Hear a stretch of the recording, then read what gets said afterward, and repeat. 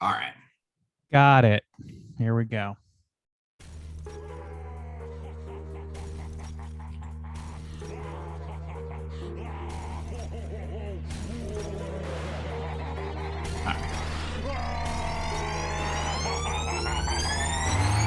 Yeah, we straight chillin', serial killing, pre-cold villains on the mic, got you reeling.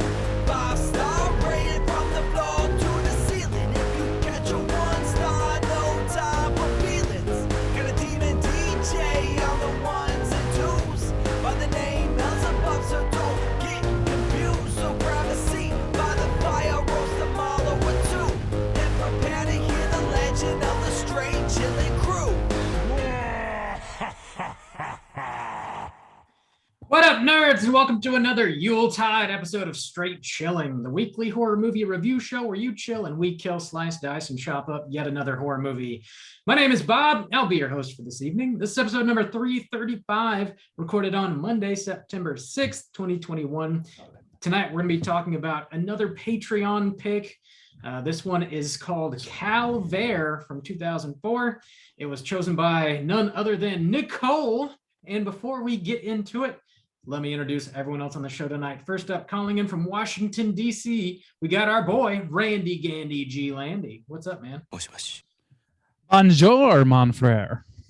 How we doing? Oh, you're bilingual. God bless. Oh, yes. I don't feel the need to prove that any further. We're just gonna go with that.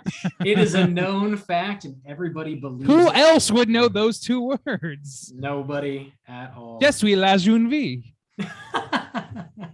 Buongiorno. Nope, that's the wrong language. Last but not least, calling in from my immediate left, we got our boy, Soju. What's up, man? What up, bitch? Your boy, less miserable stains. How's it going, boys? I love that in joke. Well done. I can hear the people sing. Why is that an in joke? That's not an in joke, is it? Yeah, there's a man I saw in real life say those words, like mispronounce Les Miserables as like less miserables. That He is told quite us that literally one time on an episode. I can't remember which one it was, but I remembered that. So Yeah. I held on to it for Put it in your the pocket. next time Well we done. do a French film. Man, you're good at hanging on to those weird Eel idiosyncratic moments. Steel Yeah. trap. You boys ready to get merry up in this bitch? It's Christmas in September this week.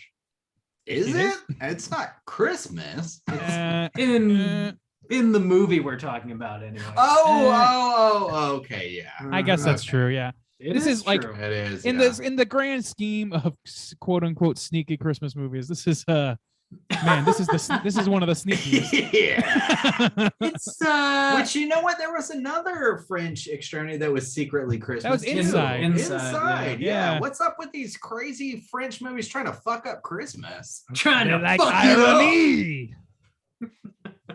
It's a war on Christmas by the French. Yeah, they hate So it's gonna be- Christmas. It's gonna be a very protracted war. It's the French versus Jesus, so may the best man win. We'll see. Big thanks to Nicole for picking this for us to watch. We always appreciate you guys when you partake in the You Pick the Flick. Before we tackle the main event and talk about the movie, let's hit some housekeeping real quick. So we now have a winner for the September poll pick, which is Night of the Demons. Hashtag Hell yes. justice for Casper. There's always next year, man. I don't know. Boy. I'm sure it'll come back. He never That's came a- from. He never came from behind. That's a misleading hashtag, I will say, in today's day and age. True. Yes, that's true. The bitch will be back, Because of I'm the sure. implication.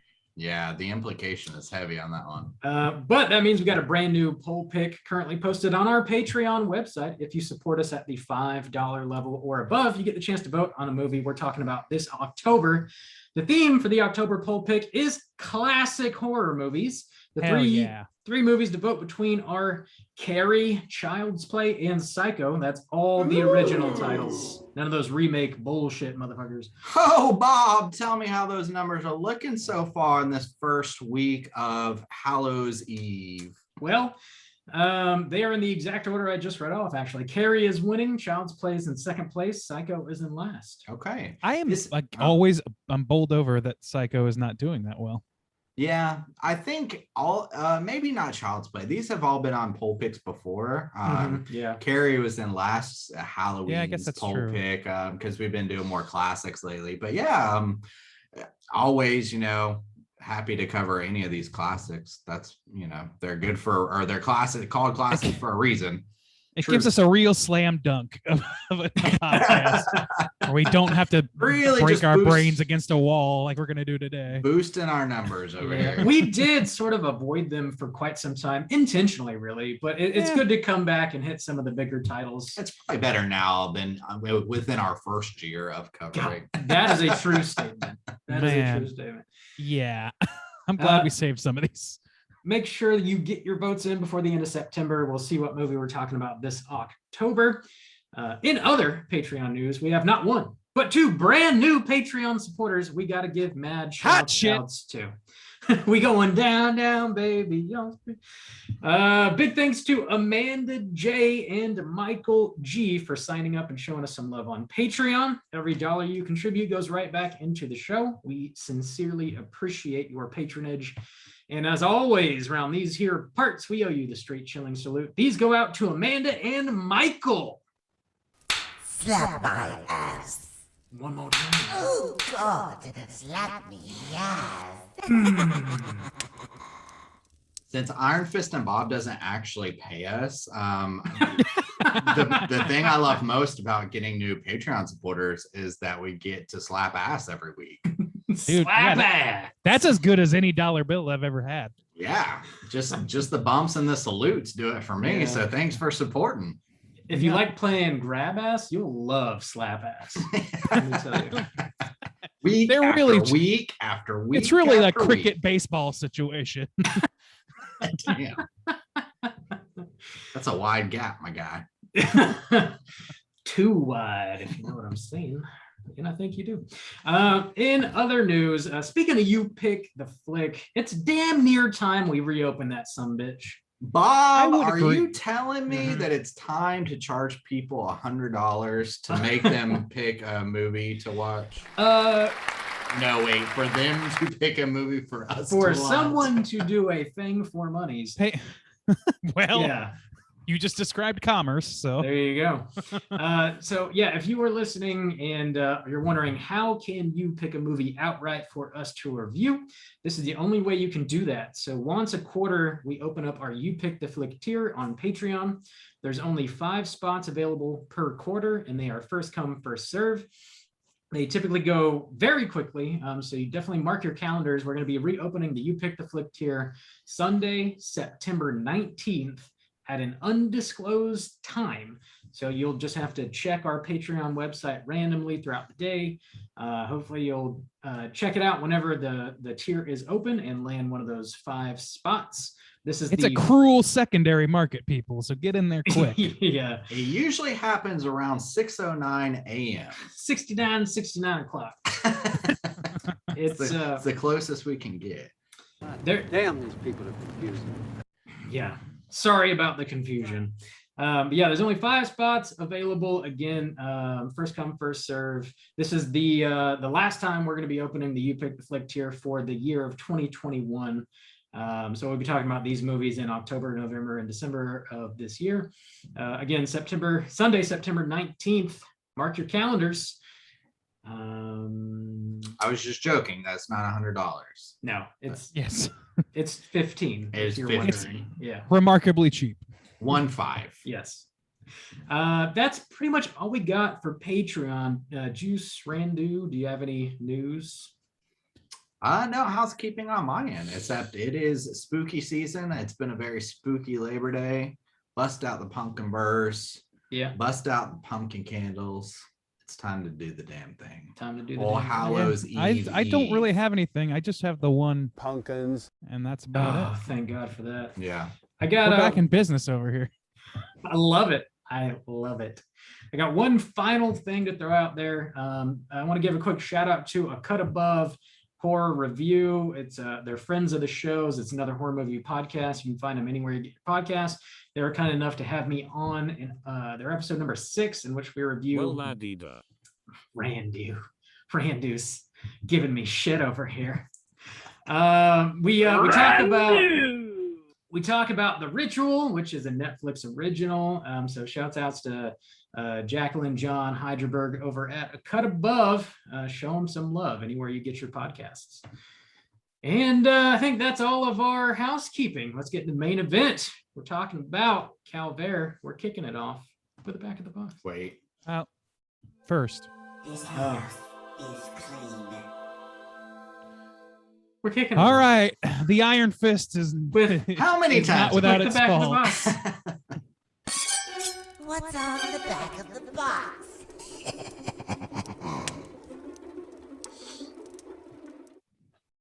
I'm the one that's supposed to fuck up the bumps, Bob. Come I on, know. get it together. Blurb. Hey, we can't all be perfect all the time, guys. Okay. We're gonna get arrested. Calvaire from 2004, runtime of 1 hour and 28 minutes. This was directed by Fabrice Dueltz, written by Romain Protat and Fabrice Dueltz, starring a whole bunch of people that I don't want to say their names. Dear God, Bob, please Wow. don't tell me you have this box. I have this on the DVDs. Oh my Lord. How much did that set you back, if I don't mind me asking? Because that's a hard to find item according to Amazon.com. Dude, I don't know. When I bought it, it was not expensive, honestly, like $10 probably. Really? I bought this probably 3-4 years ago Yeah. on eBay. Yeah, but adjusted for inflation, that's like $30 It's today. $4,000. That's Yeah. because it's like I looked on Amazon and the like secondary market is like $40 on that fucking DVD. Bob, Did you not pay have that. gold in your hand. Gold in my hands. Gold Hey, in you're- hands. This is why he Pay your does it. mortgage down, baby. Yeah, $40 off the top, motherfuckers. Bob, once we sell all these blues, you're gonna be rich. Put it towards the premium, my guy. He's put it towards the premium. Anyways, Uh, I do have the back of the box. Let me go ahead and land this plot synopsis for you. In the tradition of Texas Chainsaw Massacre, Psycho, and Deliverance comes this chilling Belgian horror that pushes the limits of shock filmmaking.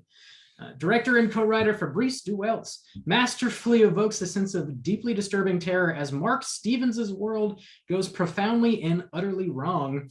When his car breaks down in the middle of the isolated back country, he's forced to seek refuge in a rural inn.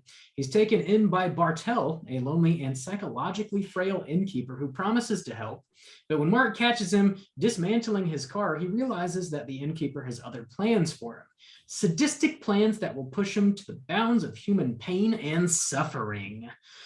Gentlemangs, had you seen Calvaire before, and would you recommend people check it out? Randu? I mean, shit, blood. I barely saw it this time. It's a hard to Shit find blood. thing.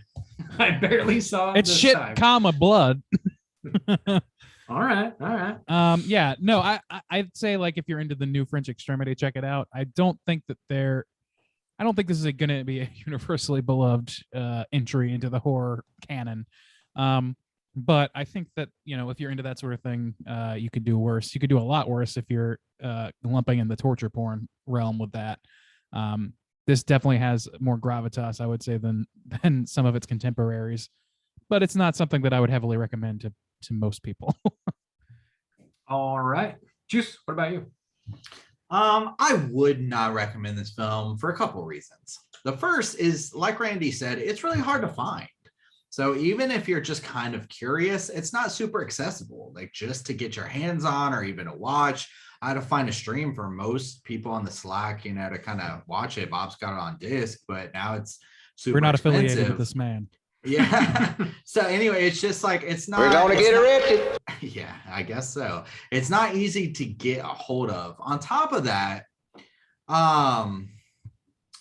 New French Extremity is, of course, extreme. And new. well, And French. And Francois. they're always difficult watches, but kind of the point of them is they take things to extreme levels for like this certain kind of message. I think this one does have it, but it's not going to be easy to stomach for a lot of people. And I don't know if that juice is going to be worth the squeeze for most people. Now, it does have in its own message, it's got an interesting one. And it's one I actually like kind of personally requested recently on this podcast, something I'm going to talk about in our review. So it's got it, but I don't think most people are going to consider the juice worth the squeeze on this one, paired with how extremely difficult it is to find. I wouldn't generally recommend this film. Bob, had you seen this before, and would you recommend? Yeah, I have seen this once prior. I hate hearing you shortchange yourself, man. You are definitely worth the squeeze. Okay, I want you to know. Whoa, this juice. Yeah, always worth the squeeze. Hey, our new Fox audience just came in. I don't know that I would recommend this either, essentially for the same reasons that you just laid out there, Justin. I'm looking forward to talking about this movie with you guys, and I feel like our conversation is going to be way more enjoyable than experiencing this movie was. I watched this, like I said, I bought it maybe 3 years ago. I watched it right when I bought it because I was looking for like new Christmas set horror movies, and this is definitely set during Christmas. It does not give you the Christmas feels at all. Just is that specifically why you bought it? It because is, of the Christmas. Okay. Yeah. Okay. Okay. So I didn't necessarily love my experience with it a few years ago, and I was kind of like dreading the rewatch. So I will say, we'll get into it. I don't necessarily recommend it. Just hang out and listen to the review, honestly. And it also isn't penetrating you. Let it penetrate you. I will say, if you listen to this review and you're like, hey, that sounds really intriguing, then maybe throw it on. But if not, don't. There's an audience for this movie for sure. Totally. It's just not. It's just not a broad audience. It fits, like you said, Randy. It fits well within the realm of the new French Extremity. It's just not as easily accessible, and there's a reason like its name doesn't ring out as like true. It's maybe a little more slimmed down, and so it's just hard to get a hold of. So, but if you like that kind of stuff, then there is an audience for sure. Totally. Sounds like not so much of a recommend from the Straight Chilling crew, but a reverent non-recommend. Yes. Yeah. Let's go ahead and drop that spoiler warning and get into the rest of the movie. Here we go.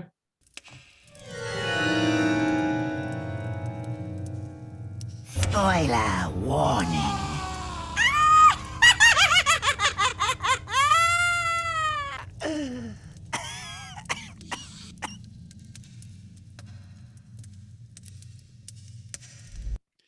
Alrighty then. I have Bob, the plot. Oh man, let's kind of get through this plot synopsis. Yep. I shall read quickly, man. if you'll indulge. Yeah. All right. This movie begins 2 days before Christmas in what appears to be the French countryside. Mark Stevens is a singer who performs at a retirement facility. After his performance, one of the inhabitants, an elderly woman, meets Mark backstage and makes a pass at him. He refuses her sexual advances. Mark is then paid for his performance by a woman who hugs him with great passion and stares at him longingly as he drives away. Mark is apparently hot shit. His van then breaks down in the middle of the woods during a storm. He meets Boris, who is looking for his lost dog. Boris agrees to take him to an inn as long as he doesn't make much noise. Mark meets Mr. Bartel, the owner of the inn, who also says he can fix his van. The next morning, Mr. Bartel tows Mark's van to the inn and begins working on it. He also calls a mechanic who says he can arrive within a day to help fix the van and bring a new battery. Mark goes on a walk. He sees a group of villagers in a barn, one of whom has intercourse with a pig. Bartel tells Mark about how his wife Gloria left him. She was a gifted singer, much like Mark, and when she left, Bartel lost everything, even his ability to tell jokes. Bartel was at some point an award-winning comedian. Bartel tells Mark a joke and insists Mark sing a song in return. It is super awkward. The next day, Mark tries to use the phone and realizes it's out of order. Mark also finds his cell phone and some nudies on Mr. Bartel's bedside table. Mark now knows that Bartel's lying to him, and he's obviously rifled through his van. Bartel becomes unhinged. He sets Mark's van on fire and knocks him unconscious. When Mark comes to, He has been put in one of Gloria's dresses and his head has been shaved. Bartel loads Mark up onto a tractor and takes him out in the woods, cut down a Christmas tree. And Mark is able to run off into the woods. Boris finds Mark and returns him to Bartel. The villagers see this happen and eavesdrop on Bartel while he crucifies Mark in the barn. Bartel goes into the village pub with a gun and warns the locals to leave him and his wife alone. Bartel, Boris, and Mark are now having Christmas dinner when Boris is shot dead through the window. The villagers storm the inn. They kill Bartel and rape Mark. Mark runs off into the woods. The villagers follow. Mark passes a statue of Christ on the cross. One villager comes dangerously close to capturing Mark, but then falls into some quicksand. As he is sinking, he asks Gloria why she came back and if she ever loved him. Mark responds as Gloria and says she did indeed love him. Roll credits. Oh boy. Bob, you missed a very important detail. What did I You miss? sure did. About a sweet, sweet dance scene that goes on. A hot little jig. Yeah. Dude, That this was movie- that was some severe Tim and Eric energy, that scene. dude, Yeah. this movie, it was tough to watch and not a strong recommend, but I'm excited to talk about this movie because Okay. it's almost like we all kind of had a share in a trauma that we like. I need to like get it off The catharsis. my chest. That might be the intention of all New French Extremity, It honestly. might, yeah. Yeah. Yeah, everybody who's seen it is now in like this exclusive Yeah. group that's been through And this really trauma. fucked up club that can't sleep very well. We're in the fucked up club. Dude. Yeah, we've been there for a while. Welcome to Been the living. Insomniacs This is, I Club. mean, just on this podcast, what we've covered. This is like our 4th or 5th New French Extremity. We covered High Yeah. Tension. We covered Inside. Martyrs. We cover Martyrs. And did we This cover is- Raw? I've seen Raw. We did I don't think not we did. I don't think we've cover covered it it. yet. no. Okay. Is that considered anyways. New French Extremity? I guess that makes Yeah. sense. I It's think like so. new. It's kind of on the verge. I don't know. If It's most neo people- new. Whoa, Yeah. post Neo. new French Post Extremity. new. Post new Post-wave old new neo Francais. French Extremity new. It's past being new. Past It's- date Extremity. It's so new, it's old again. Yeah, so we've definitely covered a handful of these movies, and there's usually a deeper message involved. We've also covered a Serbian film, which obviously is not part of the New French Extremity, but it's sort of like Adjacent. yeah, in the similar vein where like it is extremely like torture based and difficult to watch, and it's trying to get a message across. So we've covered a lot of movies like this. What we're saying is we've got stomachs of steel and nothing will ever phase us. Nothing will ever. I watched a dude fuck phase a us.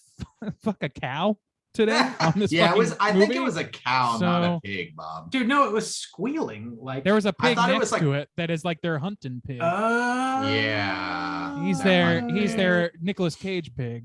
Yeah. Okay, well, there's some bestiality. Yeah. regardless. Either way. Interesting. European In fact, yeah.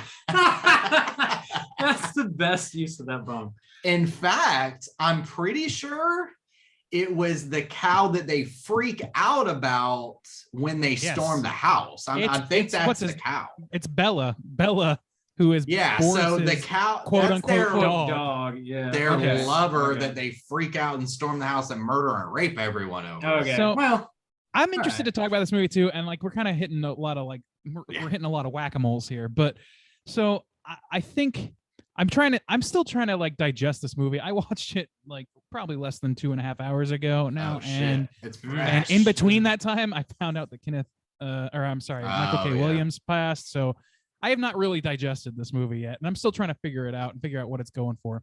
See, I I watched it several days ago. I've thought about it a lot, so I've got some Okay. like deeper That'll be helpful. roots in there. Yeah. Well, right, I'll you- say you this: gotta- like my Go ahead, Randy.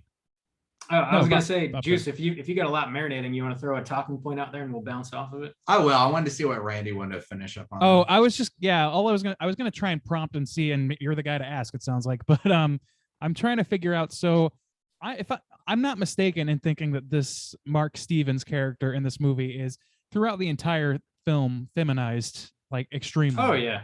Is that Oh, right? yeah. Like Well- you guys saw that too, right?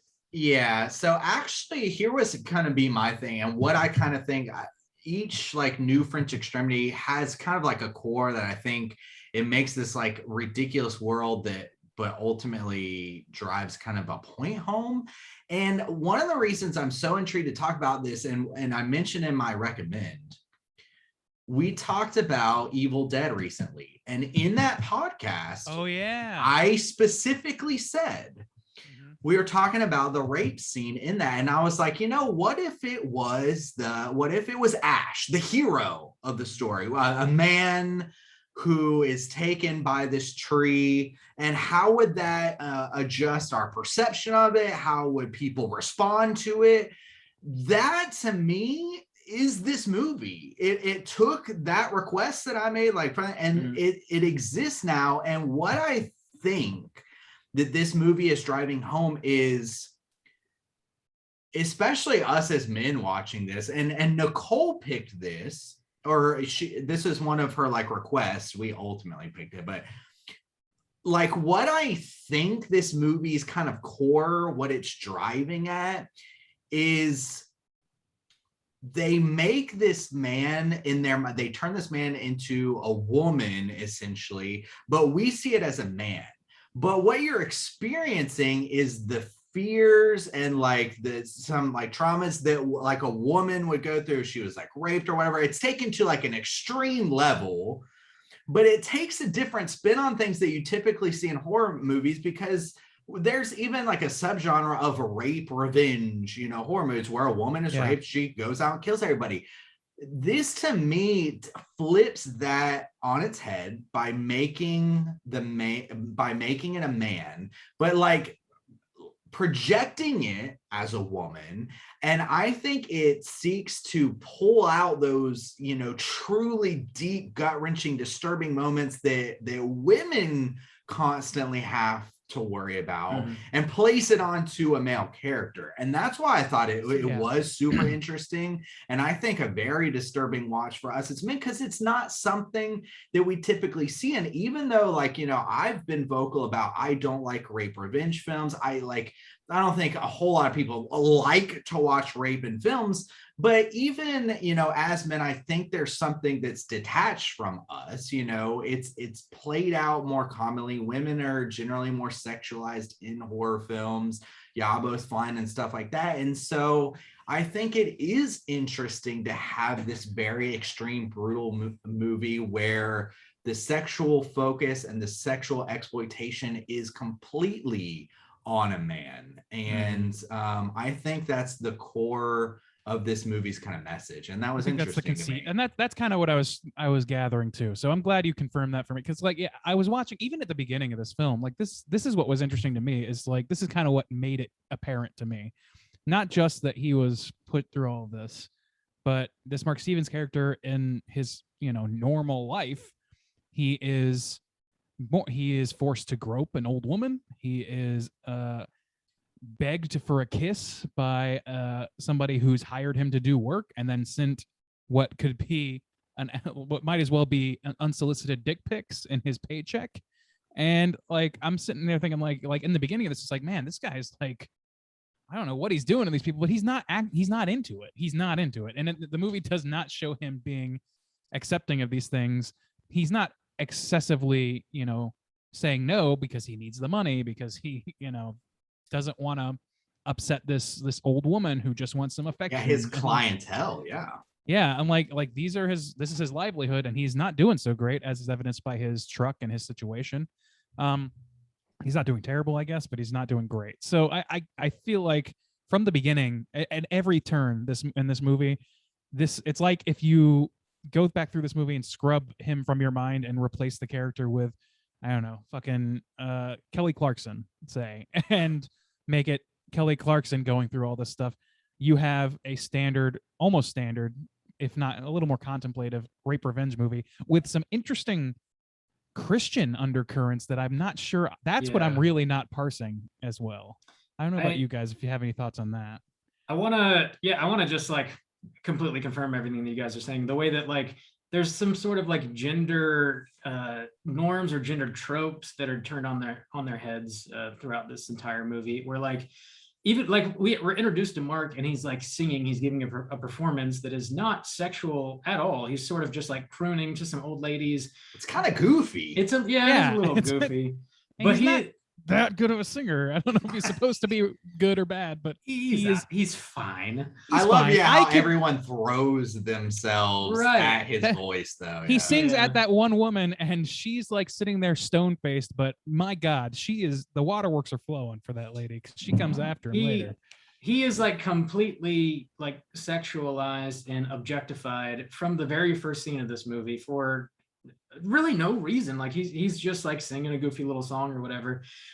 From the older ladies, also the lady that's sort of in charge of the facility, who's like I guess roughly his age, and also but like all of the men that he comes in contact with throughout the rest of the movie, there are no other women other than that within that first sequence of the movie. It is just men who are just objectifying this guy who comes into town, and animals and animals, yeah. And they sort of like have they all accept separately that he is Gloria, who is Bartel's long lost wife. You know, she left him. She may not have ever existed for all we know. We never actually see her. We never see pictures of her, but there's sort of like this whole town that has this like group psychosis going on where like as soon as they see this guy, they're like, yep, that's fucking Gloria. Somehow they just all buy into it.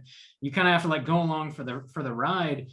It's like this weird situation where I guess like you're definitely like seeing Mark as Gloria, you're seeing Mark as a female, which is exactly how I guess a lot of other horror movies go. There's the final girl running around at the end of the movie being chased by, you know, Texas Chainsaw Massacre. You got this guy with a terrible mask and a chainsaw, and his whole family it's all men. It's all men, but it's just interesting to see that as a man running around in a dress doing it. It's well, I think that's the point too, because totally, I think as men, again, the reason I think this movie has a lot of importance, especially to us, and it's so disturbing, is because it really does touch that nerve of where we actually are able to place ourselves in this man's shoes.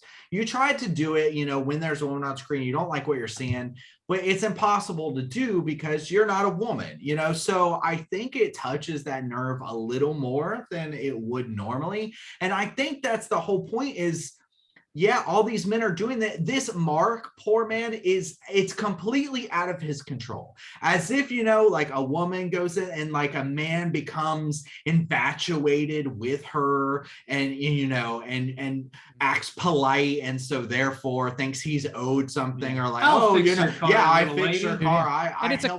I helped you out of the cold.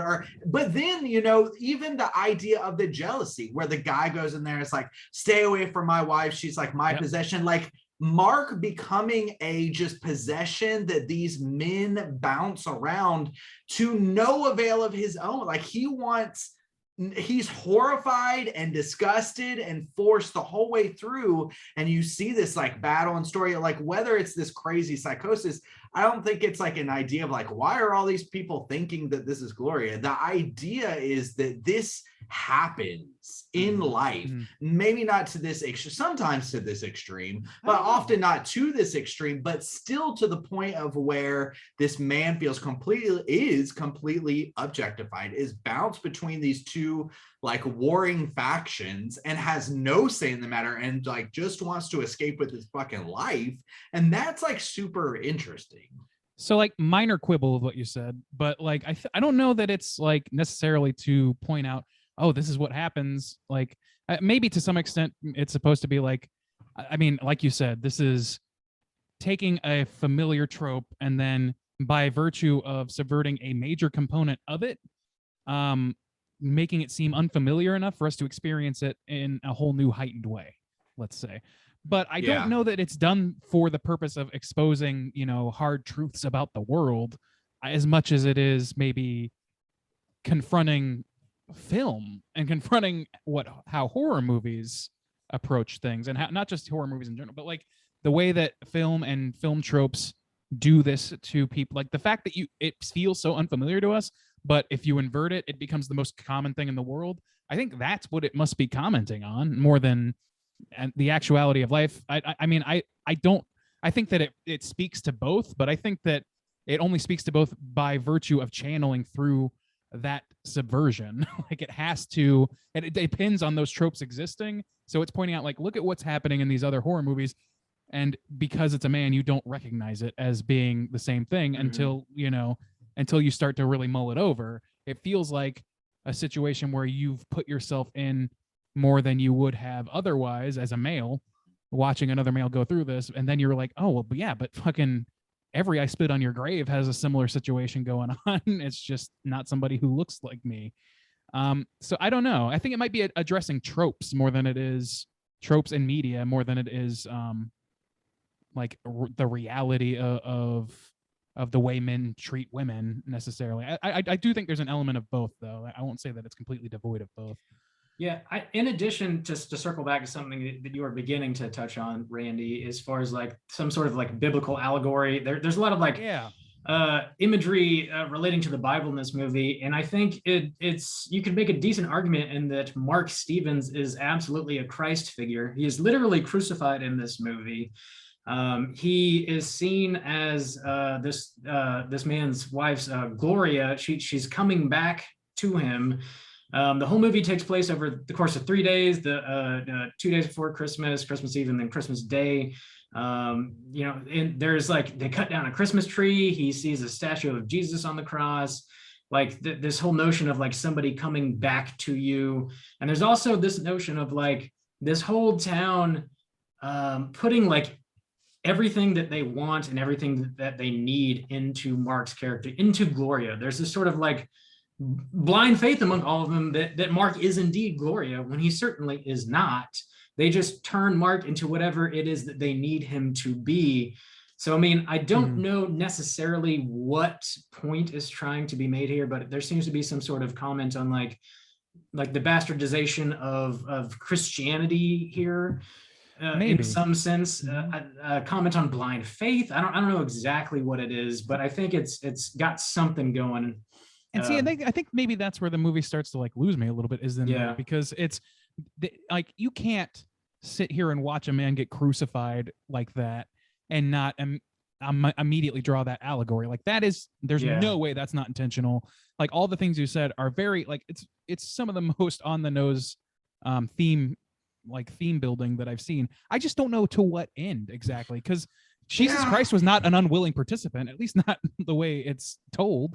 That is confusing and interesting that you pointed out like the 3 days, Bob, and the tie-in to Christmas. That is honestly not something I thought about, and honestly I don't feel like I understand that either, because even the crucifixion scene is weird because it happens, but it doesn't really amount to anything. Like he doesn't stay crucified. Like the next scene that we actually see Mark in, he's back in the hotel. Now I think eating soup.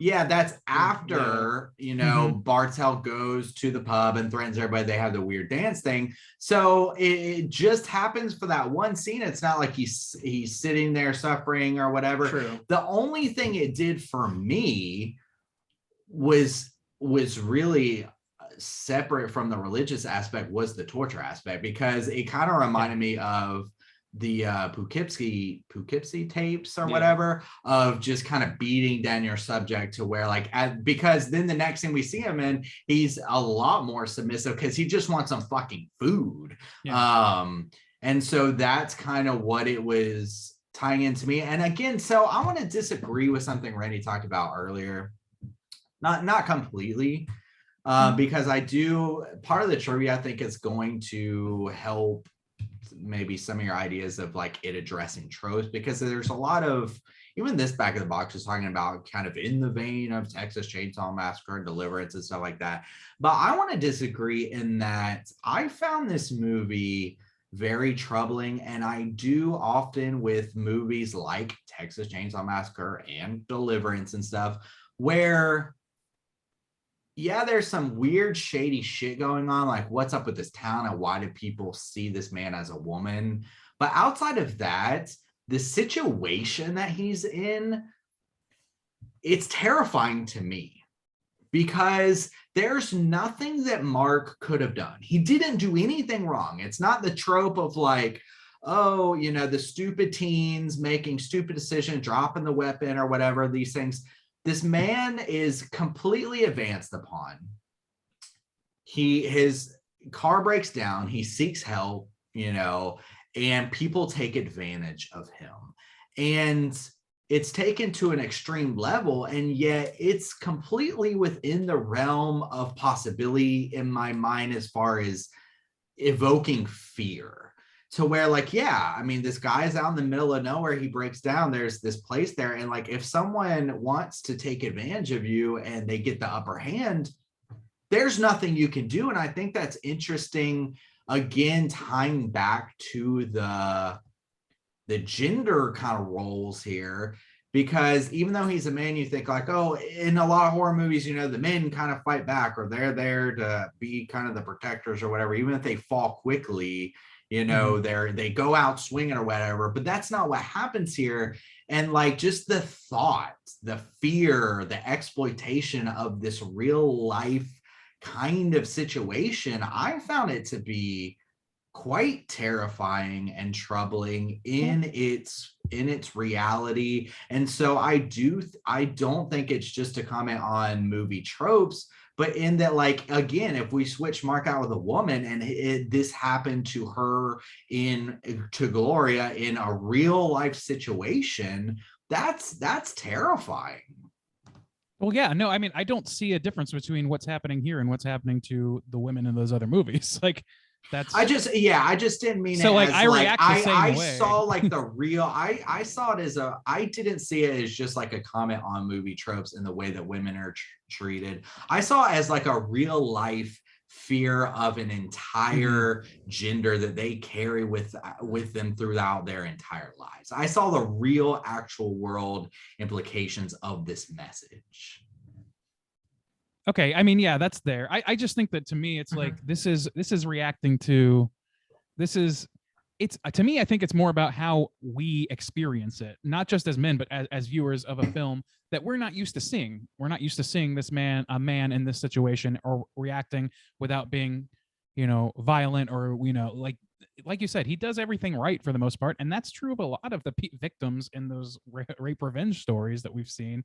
But we don't bat an eye at their existence because they have existed for so long and they're so proliferated. Like that, I don't know. To me, it's more about like us being like, oh, why does this feel more shocking to me than the other thing? Is it because I relate more, or is it because I'm desensitized to seeing the alternative route? Even though the exact same situations are playing out and they're just as horrific if you think about them at their nuts and bolts fear level. I think that there's a measure of both. I think that it's fair to say that like the fear of being like found in a helpless situation like this, but I think that both a rape revenge story like I Spit on Your Grave and this experience that. Like I think it's the same experience. It's about us experiencing it. The only thing that's different is the filter through which we see it, and that our reaction to that is a reaction to a trope being subverted. So I don't know. I guess we're kind of circling around the same ideas. It's just a matter of what the pivot point is. And maybe I don't know if my intent, like what I'm saying is what the filmmaker is exactly intending or not. I mean, maybe you can reveal that later by trivia, it sounds like. But I just think that to me, it speaks more to like, man, like the fact that we see this and we're like, oh man, this is extra hurtful to me or whatever. Like, I think you're supposed to feel that. And the reason you're supposed to feel that is because the filmmaker is pointing out, isn't that kind of fucked up? Like, isn't that kind of fucked up that because we see women as innately less strong or less able or whatever, that it's thrilling to watch them like get beat down and then get their revenge, as opposed to horrific that this is happening to them at all, which is what we're feeling with this movie. Yeah. I don't even know that I would call this a rape revenge movie. There isn't really any revenge to be had. No, I wouldn't either. There's no. I'm just trying to correlate those because it's Totally, clear that the filmmaker wants to. I get it. Yeah, there's no like catharsis for our character, and there, you know, he just has a bad time, and then the movie ends. Luckily, he does get away. He escapes with his life, so I guess you do have that.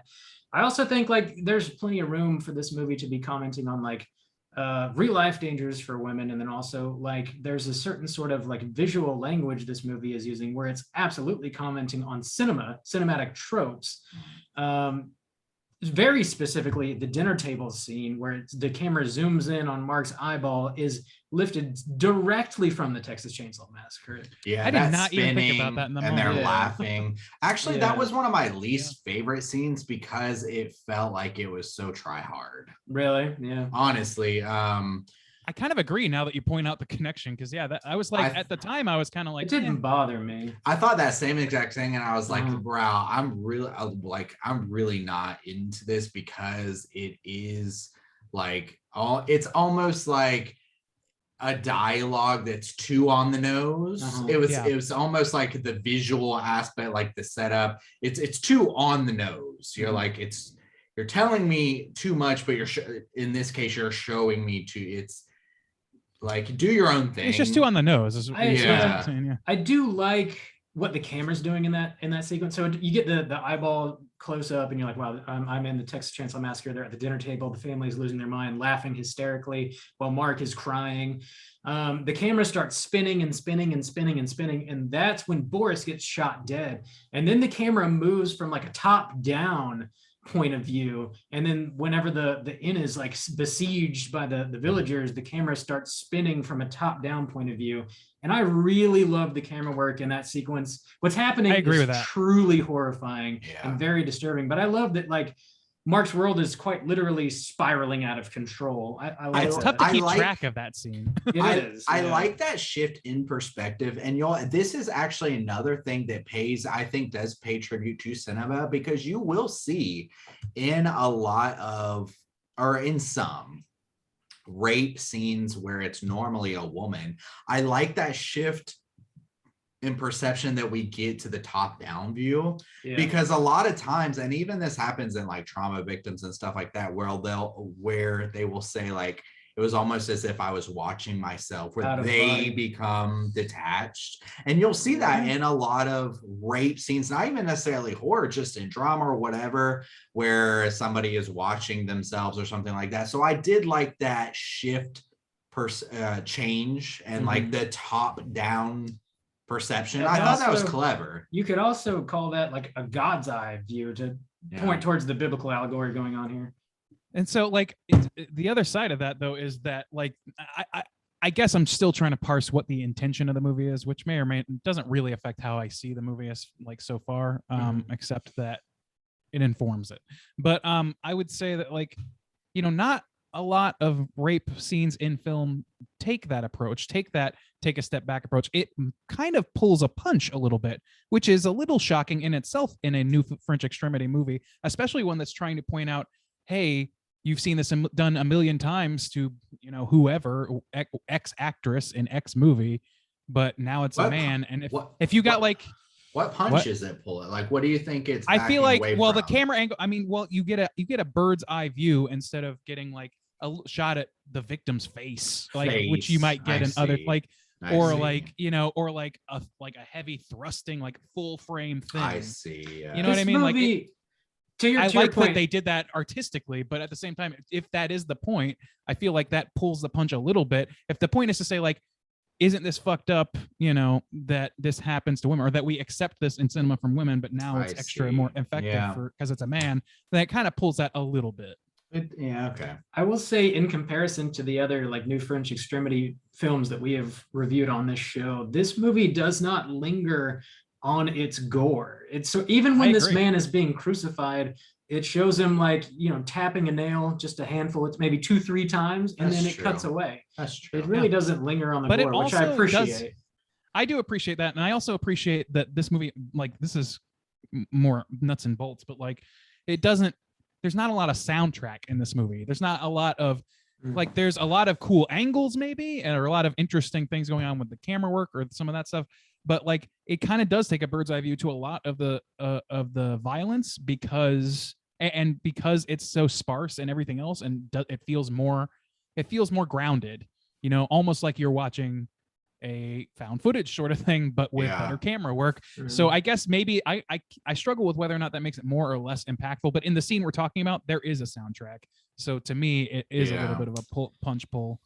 Here's something I liked that the movie I thought did very well from a narrative standpoint, since we're starting to talk about like kind of just general craft, is I was surprised and thought it was very smart in development how, from the beginning, you don't really trust Bartel, or I didn't.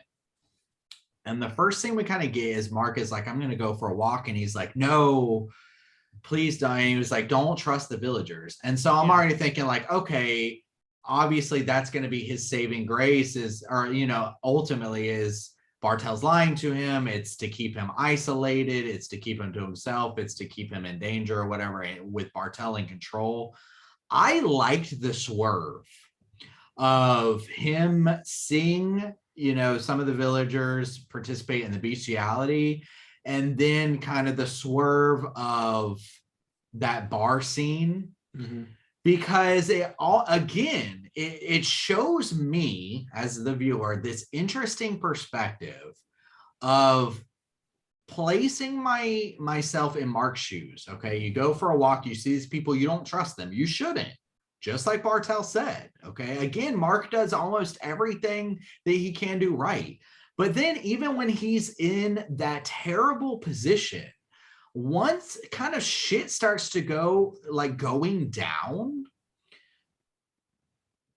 even though Bartel is absolutely horrendous and a terrible, manipulative, abusive, terrible person, in that situation, he's technically the lesser of two evils in a way, because otherwise, even we hear the leader of the town that kind of come and raid the house, like, you can do whatever you want with her once we find her or whatever.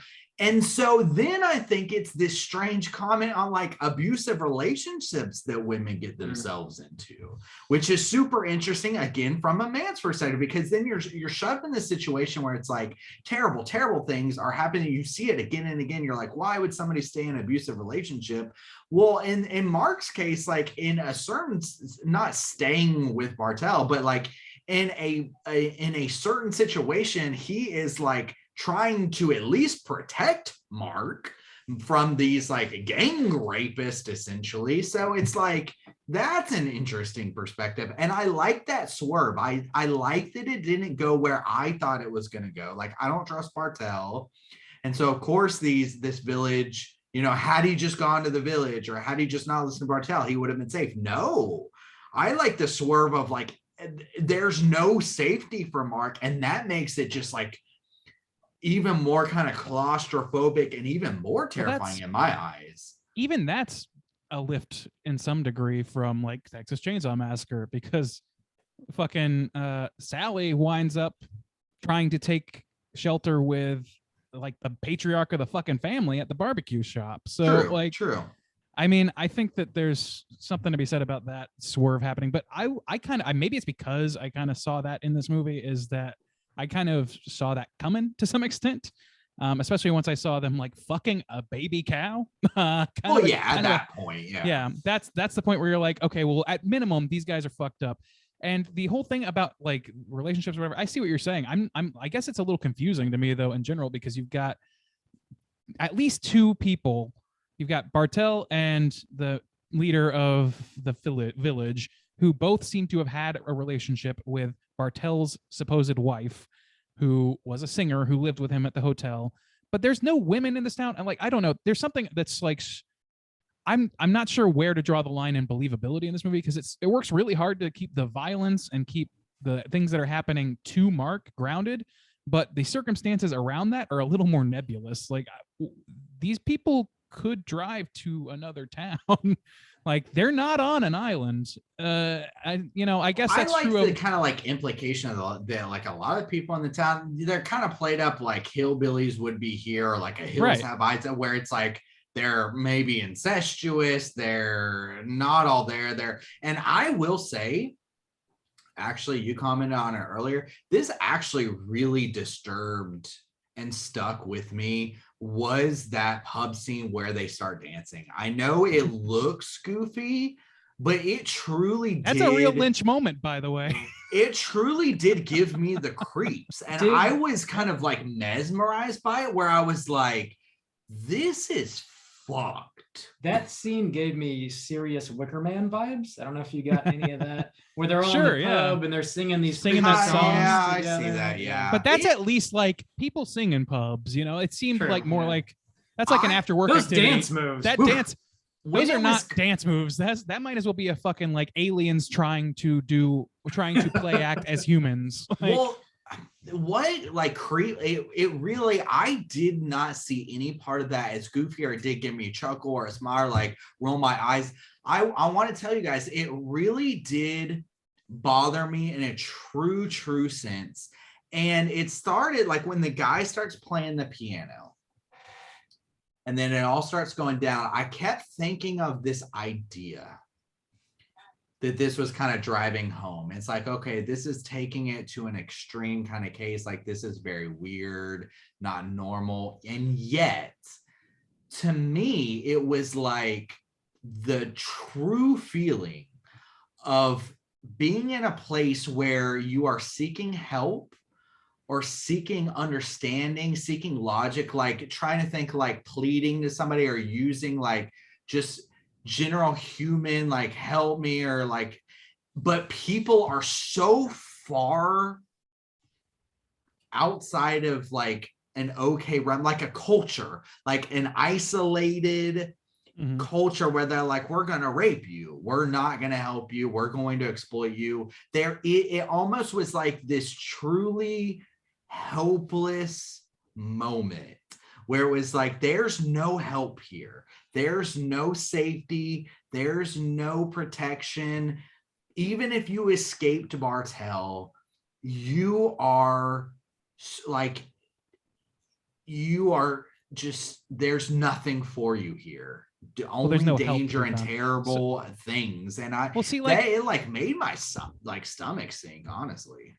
I didn't get that exactly from it. Bob, how about you? What do you think? I don't know. I want to talk about the biblical shit real quick when y'all are done with this conversation. Sure. So if you got anything else to say about this. Well, I guess I was going to just like respond with like, I didn't get that exactly from it. I can see what you're saying.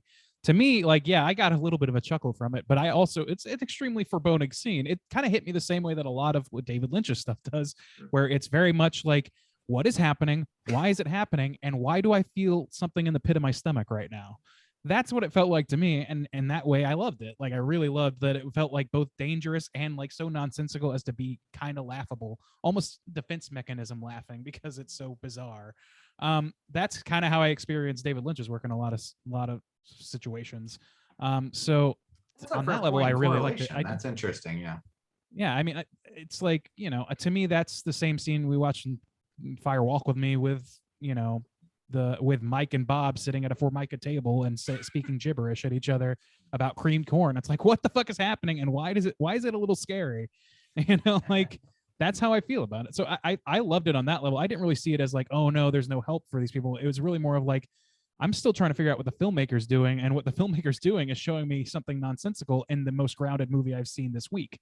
So I'm trying to figure that shit out. And it's like, well, the fact that there's no sense to be made here might mean that they're like, Mark is in more danger than we gave him credit for to begin with, is because he's in such a, maybe to your point, such a foreign land as to be completely unrecognizable as sensical. Sorry, Bob, let's talk about Christianity. All right. I do have like good news. Best segues. I know. I've got like one more like thought regarding this. And I want to preface it by saying, like, I am not a Christian person. I was not brought up in church. So if I say anything ignorant, atheist, yeah, I know. I'm not coming at your religion. If I say anything wrong, it's just out of ignorance. Pagan Bob over here. That's what we always call him. Have patience with me, please. Are you guys familiar with the concept of a bridegroom? Satan must be stopped at every opportunity. That's actually, honestly, more so though from like Braveheart and shit like that. Really? Like historical things. Bridegroom, yeah. So, I guess not. In churches that I have attended, I'm sort of like looking at this movie as like these villagers and Bartel are making Gloria, also Mark, who is a Christ figure, out to be whatever they want or need him or her to be. So there's a concept in certain churches, certain Christian beliefs, where you're like, you're either Christ's bride or bridegroom, depending on your terminology. Yeah, I guess so. So like, you're supposed to like have this relationship as a male with Christ. That's you're supposed to like learn how to truly love, and then mimic that sort of relationship in your marriage. So like, you have this relationship with God or Christ, and like, you are his bridegroom. You know, you're not a bride because you're a male, you're his bridegroom. And if you're a woman in a marriage, you're supposed to be Christ's bride, and then mimic that relationship the with absolute your insistence husband. to gender God as male. Yes, Yeah. absolutely.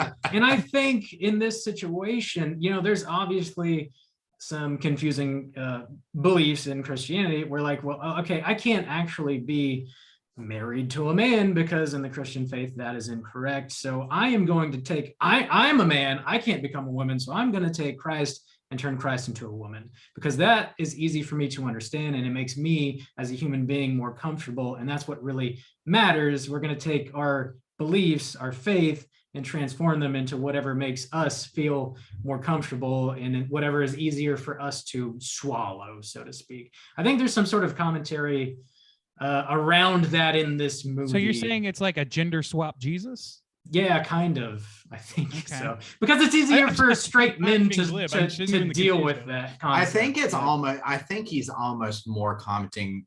I could be wrong, Bob. So correct me if I am. Okay. It's almost like though the church or general people actually are doing the gender swap, but this. You're saying this movie is actually doing it as it would actually be. Correct. Yeah. Because you as a man are supposed to give yourself to God. Right, you are supposed to submit yourself to God.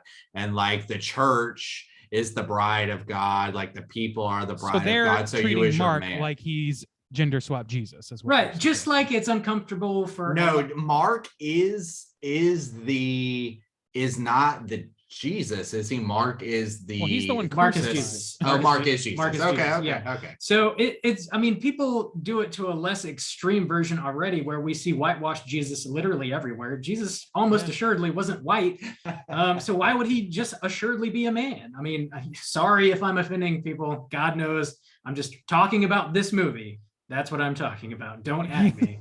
At Bob. But I think the movie's commenting on that to a much more extreme point. You know what I'm saying? Maybe, yeah. And I just don't know to what end, as I guess where I get hung up on really all the biblical stuff in true. This. I'm not quite sure either. I feel like it's definitely intentional, and I just don't see why it is.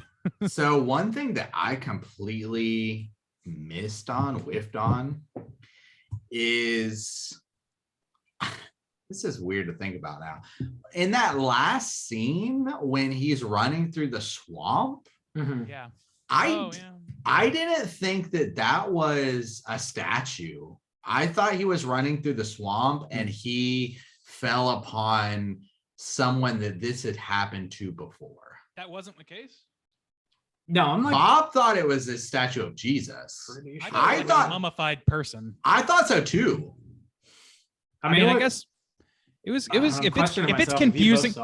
Well, I don't know, man. It could be intentionally ambiguous for that reason. Yeah, but also that's the point at which like the rest of the clan stops chasing quote unquote Gloria, and it's only the patriarch of the family that's chasing. And I don't know the significance of that either, but at a certain point they stop chasing, and it's that point where they get to that crucifixion scene. And I wondered if it was a religious superstition thing that they didn't cross that line or something. If that was a mummified person, perhaps that was the original Gloria. You know, you could look at it that way. Maybe actually that's a interesting idea. Could be. And also to the ending, I didn't really know what to make of that other than Mark was just being a decent guy. Like I was about saying I love you or whatever. Yeah, well, I wondered about that too, because the guy was dying and obviously drowning, and somebody that Mark should, absolutely hate and just spit on him while he's sinking to the ground. Again, like Christ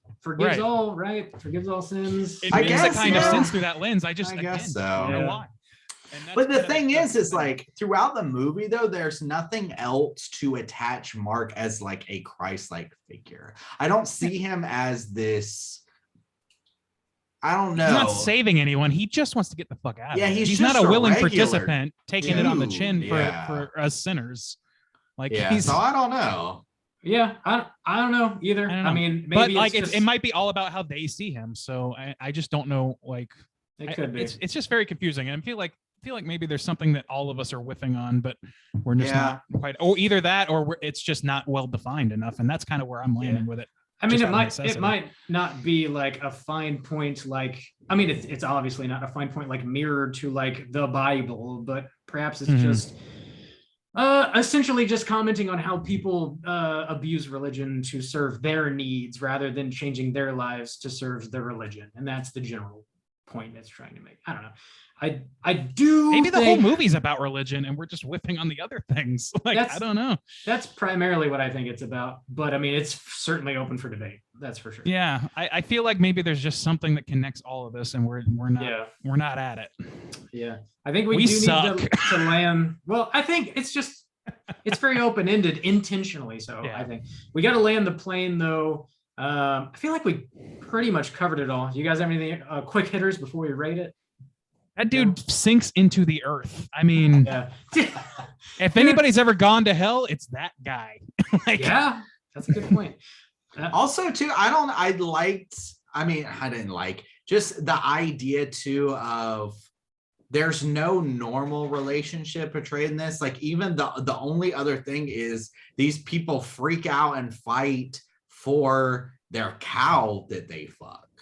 yes, they're conky cow. Yeah, that's the pivotal point of chaos and destruction is like, no, this is my cow. I love it. And it's like a cow that you fuck. So it's like, this movie is pretty disturbing. Yes. True. I don't know. There's got to be some sort of story in the Bible about a cow, right? Something in there. that- Bob, Well, yeah, Bob, there's a few. I don't know Bob about over here. I don't know about fucking cows, but there's I certainly didn't say that. Okay, all right. Well, I'm sure there's a story about a cow. It was About a a- marriage to the beast. About a cow fucking. Old pagan Bob. Let's rate this thing out of 5. Juice, would you please kick us off? How do you feel about Calvaire? This movie's tough. I am always kind of intrigued by New French Extremity. I think it's got a place, and for the most part, I'm on board with why the films are made. I really respect a lot, and it's hard to say enjoy, but I think there's a lot of merit to movies like Inside, Raw, and Martyrs, especially. We've covered a couple of those. And again, they each have their own message. I think this one does too. And I think it's an interesting one, especially, like I said, since I specifically called out to the universe and requested this, in our Evil Dead podcast. the universe Praise is Juice. the universe in this case is named Nicole, who chose this. For Yeah, us. And I true. think for that purpose, having heard you Could made be, that- yeah. made that So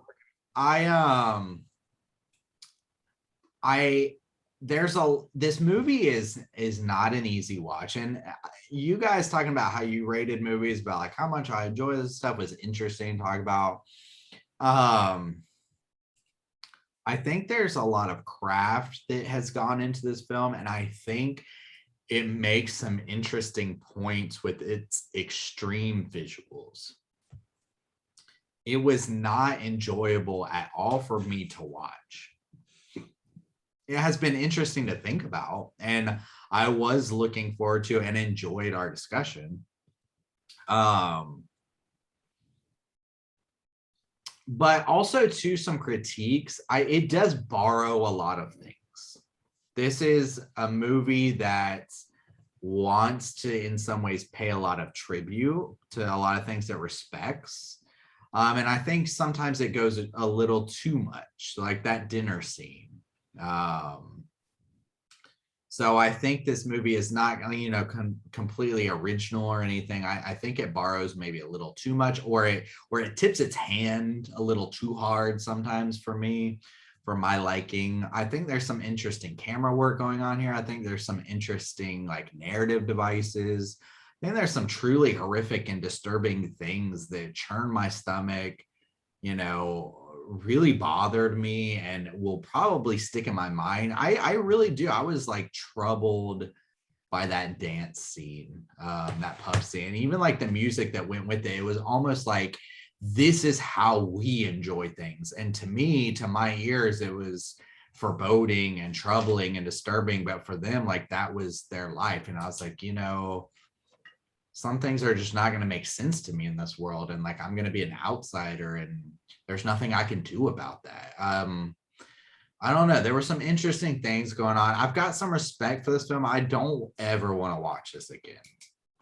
I really don't. But, and yeah, I think it makes more sense. And I think it's got a more interesting message than some movies like High Tension. I remember I was kind of surprised by like how much I didn't really like High Tension or like respect its overall craft and stuff. It only works one time through. Yeah. I remember being real critical on this movie, and I think this movie, from a new French extremity standpoint, has more merit to me.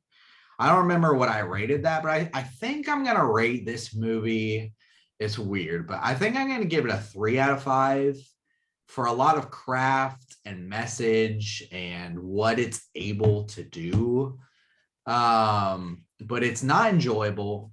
And there's still things that are very confusing to me that I don't understand, mostly like the religious aspects and some other things. But it did get me thinking, and there were some interesting like craft aspects, and it troubled me. It bothered me. And that's, after 7 years of watching horror movies every week, that's respectable. So who's going next? Bob, out of 5, what are you gonna give old Calvaire, aka The Ordeal? Isn't Calvaire, I think I looked this up, and it's cavalry in French, Is that what it is? Where Jesus was crucified. I think that's the more direct shit translation. Yeah. Man, I just do not get the religious shit. Bob, it's everywhere. I know that it's everywhere. I just don't know why. Yeah. Bob. I like a lot of what this movie is playing with. It's obviously very steeped in like horror movie tropes, horror movie classics, and it's playing around with a lot of those ideas. It wears that on its sleeve. I think it's paying homage, but also commenting on them and subverting a lot of gender-based tropes, which I think is really interesting. I think it does so very successfully. It's also definitely commenting on Christianity in a way that's a little bit more oblique than I think a lot of the like horror tropes are, because we sit down, we talk about horror movie every week, so like we're going to pick up on those pretty quickly. We're not Bible scholars, however. I do think the general point of this movie is sort of open-ended with intent, though. I don't necessarily think it's a shortcoming of the filmmaker that we didn't totally nail what he's trying to say, but I think we're having the conversation, which is more or less the point of the movie. I don't know. There's a lot of interesting stuff happening and percolating, and I don't enjoy watching this movie. It's brutal, but it's brutal in a similar way that like Texas Chainsaw Massacre is, where like it shows you a little bit of gore, but leaves a lot of the vulgarity up to like your imagination in a way. Like there is a rape scene, there's a crucifixion, but it does not linger on any of those sequences at all. It just makes sure that you get the point and the movie moves on. In my mind, I hadn't seen this in a handful of years, and in my mind, this movie was like one of the more gruesome movies I'd ever seen. And then upon a rewatch, it's really not. It's just about the way the movie makes you feel. It is just doom and gloom, like start to finish. It's just like brutal in its tone, and it's very effective in that way. And it's effective in that way that a lot of more gory movies fail. Like Hostel's almost like a joke compared to this movie, but Hostel shows you so much more, which is really just like another feather in the cap of Calvaire. I think it's got a lot of interesting points, and I've enjoyed the conversation quite a lot, but I don't enjoy watching the movie whatsoever. Weighing those two things against one another is going to make me rate this at a 2.5 out of 5 overall. Randu, how do you do? So I'm not too far off from what you guys have said. I wrote down a few things here that I did want to cover. So to the extent of enjoyability, I kind of think, this movie is not a popcorn movie. is meant to give you a visceral reaction and have that visceral reaction translate into thought later. And I think it succeeds at that. I don't think that that is necessarily what I would call standard entertainment, but I would call it art in some capacity. And I think that, you know, I don't know. I think that there's some value to that. And to that end, I almost want to watch this movie again soon, just so I can like kind of try and pin down what the artistic intention was. Christmas Eve watching. Yeah. Great Christmas watch with fam. Come gather around the fire, kids. Jesus Christ. The Yule log. Yeah. This is not an easy film to watch. It's got a lot, obviously, like it's got a lot going on. But to Rob's point, like I agree, like this movie does suggest more gore than we see, which is not what I personally associate New French Extremity with. Maybe because I saw like Inside and High Tension before I saw this, but those movies, they don't pull any punches at all. Like you can't even argue that they do. This movie does. Like it does like artful cuts and like far away shots. Maybe it's for artistic reasons, and maybe it's for reality, like grounding it in a reality sense, like I was saying earlier. But or maybe it's, you know, like Rob said, like the gore is not what's important. It's the feeling of being subjugated this way. And to that end, I think it works really great. I think that the craft in this movie, it looks great. It functions really well. Like everything is pretty easy to follow when it's supposed to be easy to follow. It's confusing when it's supposed to be confusing and hectic. And it hits all the things it's supposed to do craft wise, I think. I don't think, to argue a bit with Justin, I don't think that this is like too on the nose with its references either. I think this movie, like the way I'm thinking about this movie is as a dark reflection or an inversion first and foremost of those existing movies. And so how do you do that without putting a mirror up to it? I think they could have gone their own route with some things, but then you run the risk of those things not like landing the same way. And I don't think that it's a bad thing to say, like, look, these aren't apples and oranges. This is apples and apples right here. You need to see that you're reacting differently to the same course of events because of the gender of your protagonist. And if that's the point, I think that's a really, really good way of getting that point across. The dance scene I loved. I really think that an intrepid Slack user might be interested in mashing that scene up with Hanging Out With My Family from the Blue Dance soundtrack. I love how we just throw work onto the crew. Oh yeah. I would love to see that. Hanging out. Yeah. Hanging out. I don't know. Interesting point of view. Like just the whole central thing about the tropes. I love the idea about like the tropes being subverted and the idea of like how we as people react to this happening to a person based on their gender, and what that says about tropes in movies, what that says about about gender roles in general. But the religious themes, I mean, this movie, it's called Cavalry, I believe. And if that's the case, and there's so much like very blatant religious imagery, I wish that aspect of it wasn't so cryptic to where I couldn't parse it. I want to understand it, which is probably the biggest reason I kind of want to watch it again.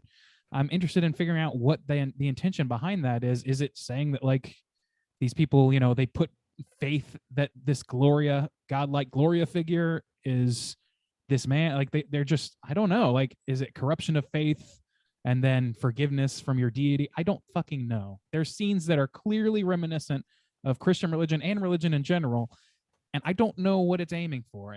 That frustrates me, I guess.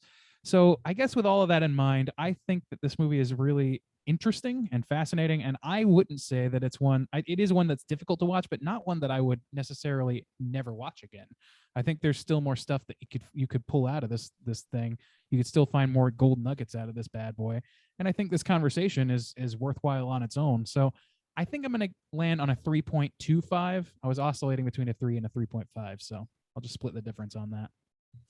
Boys, I think we nailed it. We're great critics over here.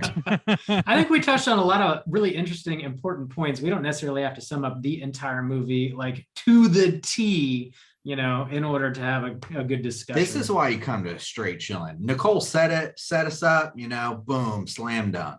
Slam dunk. Also- 7 points. Also, one of the Field wonderful goals. things about our Slack community is throughout the whole week, this conversation will continue.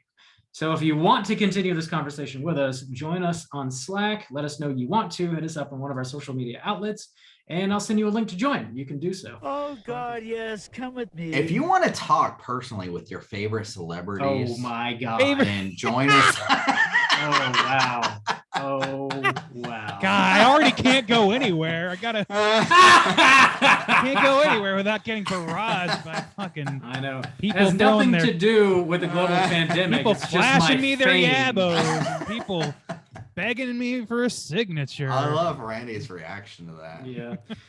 So with Randy's 3.25, that's going to put our aggregate at a 2.9. Let's go ahead and jump into our Rotten Tomatoes segment, see what the critics and users think about Calvaire. Certified fresh to death.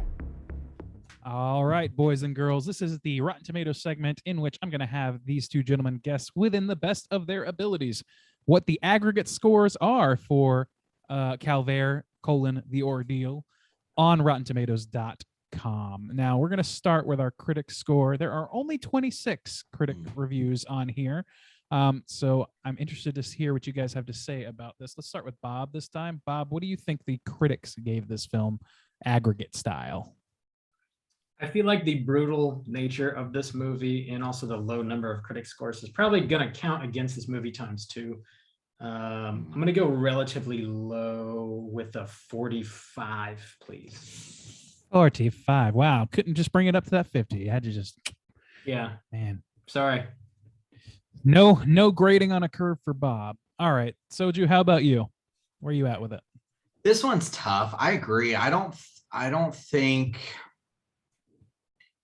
the foreign aspect is going to help this film, as sometimes it does. Well, some of the reviewers might be foreign. I don't. Yeah, well, that's fair. I don't know. I agree. I think this movie touches very sensitive nerves that not a lot of people are going to want to kind of get through as far as like a positive aspect on. I'm going to take the lower, actually, and I'm going to say 35. 5%. Wow, we are low balling, but it will serve one of you well, and that one is Bob. Congratulations. It is a 46%. You were just Okay, away. Bob, All I right. was a ding-a-ling. Ooh, can I get a Almost. hell scoot? You can get a hell ski. All right. Randy Moving flushed my on to- hell ski. Moving on to the audience score. We'll start with Soju this time. There are 10,000 plus audience ratings, so significantly more for this one. Where are you at with the audience on this? Ooh, I don't know. I think it's still going to be low. Lower than the critics. Probably not. I think this is going to be one of those rare cases where they're kind of in line. So I'll take the 45 this time. Ooh. Kind of in line? I don't know what that Like means. with the critics. The same as. Oh, I see. Okay. Yeah. Yeah, gotcha. Bob, where are you at with it? I think I'm gonna $1 juice Woo! towards the lower end with a 44, Woo! please. Whew. Damn, Bob. Well, that was a mistake. It was a 51%. Oh, pretty 51%. close. So he was about 5. It was 5% off for you, Soju. I'm sorry, 6% off for you, Soju. Okay. there you go. Can I get a hey? Oh, hell yeah. All right. Yes. Let's read the critics' consensus. Calvaire, the ordeal, has a certain amount of grim potential, but loses its effectiveness by too often mistaking disturbing gore for genuine horror. That seems like a review that was written in 2004. I Mhm. don't. Yeah, Disagree. I don't Disagree. agree with If that. the gore isn't, I mean, maybe we're desensitized. Maybe that's just the case, but I really didn't. I think we the gore- definitely are. I mean, if anybody is, it's probably us. But it's like, I don't know. To me, it just didn't seem that like it was effectively like, God, that seems like it would hurt. But they Yeah. did not show an eyeball hanging from a fucking socket like Hostel. This is not in Yeah. the same realm as those other movies. Anyway, so here, let's find a negative review to randomly read in hopes that it's funny. So dead set on being disturbing that it ends up tripping over its own hobbled feet and evoking fewer gasps than curdled little giggles. I don't know what that means. Anybody know what that means? You guys thinks it's He watched Misery instead, He had- I guess. He had Yeah. curdled little giggles. This man, his Ugh, I giggles don't- curdled. He's laughing at this movie. Boo. What do you guys think the most disturbing movie you've ever seen is? I always go to a Serbian film. Yeah, I don't know if I could top it. The only other one I ever consider, which I mentioned sometime because it like sticks out in my mind, is like it's disgusting. What is it? It's a Human Centipede 2. I didn't finish that. I turned it. I don't off. think I Never did seen it. either, but Okay. I think maybe I did. When I just think of pure disgust, I think of that film. Also, Nothing- Randy, sorry, go. Do you have one? Do you have Oh, I another was one? just gonna agree with the Serbian film again. I just feel like that's the one film that I really feel like that I've seen that really makes me Yeah. feel like I'm doing something wrong by watching it. Yeah. I mean, that one's, I always think of those two for sure. I watched this movie called Necromantic once with Mikey. That's up there. Who directed that? I don't know. Is it? Oh, you know what? I'm confusing it with country is Veronica. it from? Oh no, yeah, it's not Veronica, dude. It may be Swedish. I would have to Okay. Google it. Don't quote me on that. European. Swedish. European Yeah. scum. Is Might what it you're telling might me. be German. It might be Swedish. I can't remember. European style. Dude, Leia. they made a sequel. There is a Necromantic Ooh, 2. of course. It is exactly what it sounds like. It's not dope. Yeah, maybe that should be No. our call this Oh, week. that's a good What's one. the most Yeah. disturbing movie you've Sure, ever yeah. seen? That's a good Yeah, one. let's Serbian get there. movie, like a Serbian film and Human Centipede 2 are the ones that always pop in my mind, and they're both just absolutely terrible. Human Centipede 2 is not only terrible, it's like so grimy too. Yeah. It's like got a like kudos to that guy because that is just like it feels fucking gross to watch. Ugh. What if you were about to say a Serbian movie? Like, what if they made sequels like a Serbian movie, a Oh Serbian my flick? God. We'll get to that soon. It's a Serbian movie, like a scary movie, but for a Serbian film. Is it a Dude, we're Wayne? not at Damon- what you've It's been. got Is the Damon Wayne We're Wayans not at in what that? you've been watching The yet. Wayans Hang on, Brothers. hang on. All right, we do have a lot more to tackle. Do we have any trivia on this one, Juice? Yes, actually, some interesting trivia. All right, Go it's for it. Totally time for trivia. It's totally time for trivia. So, as I normally do, I read these kind of like right before we start talking about it, and I was kind of conflicted because I thought maybe I should mention this in our discussion because some of it kind of reveals the director's intentions, but I didn't want it to kind of corrupt our natural discussion and our Lay it understanding on of us. it. So let's maybe even dive a little deeper here. So this one was interesting. According to the director, there are actually only two characters in the film, Mark and Bartel. The director says that the rest of the people in the film are all variations of the character of Bartel. Notice how everyone in the film is desperate to be close to Mark, just like crazy Bartel.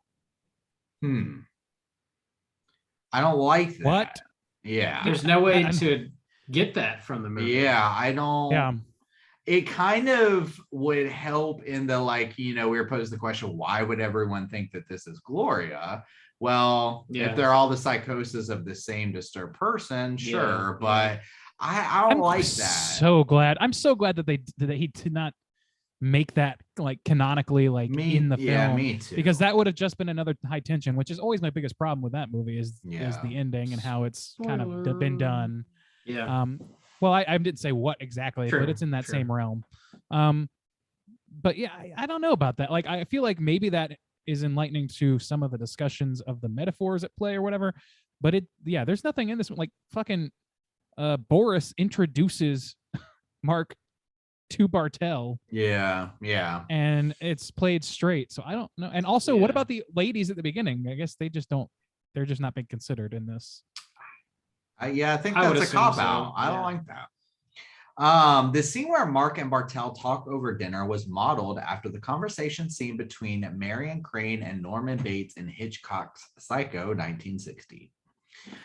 With the exception of the subtle violin heard during the final shots and closing credits and the creepy piano music in the bar, the film has no musical score outside those two moments. I could have sworn there was a score when he's like getting raped. Maybe it was just heavily Foley. Yeah, that's the violin, I think. Yeah. Oh, I that's think the so. violin. Okay, I'm Yeah. sorry. And the pig squealing. God damn, the pig Ooh. squeal. Oh yeah, man. the fucking pig squeal, man. God damn.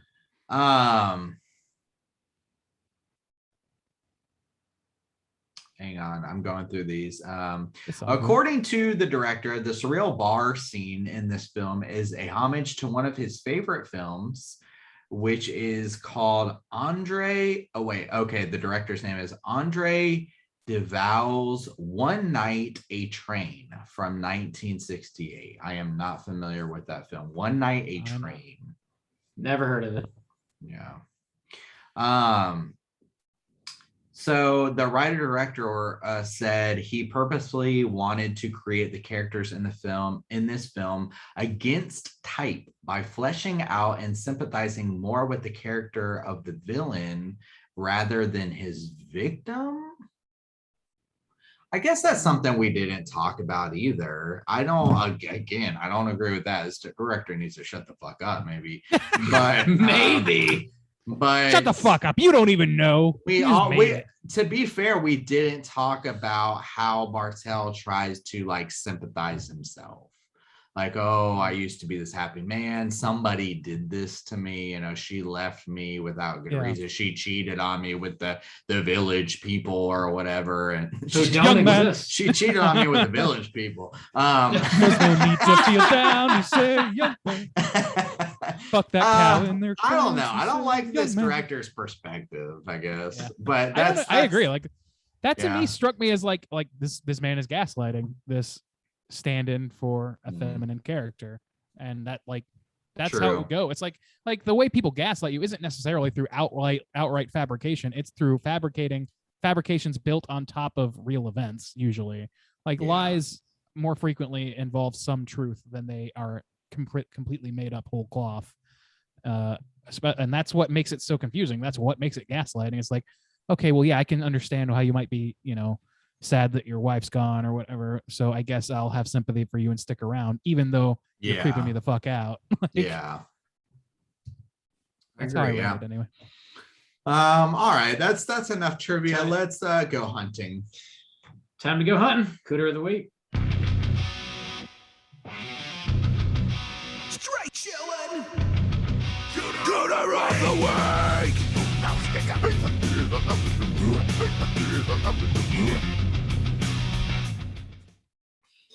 Juice, what is a cooter and why are we hunting them? Bob, thanks for asking. Cooter is a character type and a straight chilling exclusive. Cooter must hit 3 of these 5 points to be considered a cooter. We want the cooter with the most points, though. The 5 points are sexual deviance, manipulation, smug arrogance, overall look and attire, and overall patheticness. Boys, I think we got some hunting to do. Who wants to say the name that we're all thinking to submit to Cooter Court this week?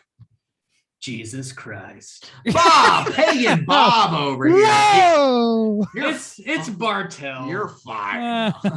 All right, Bartell, Cooter of the week.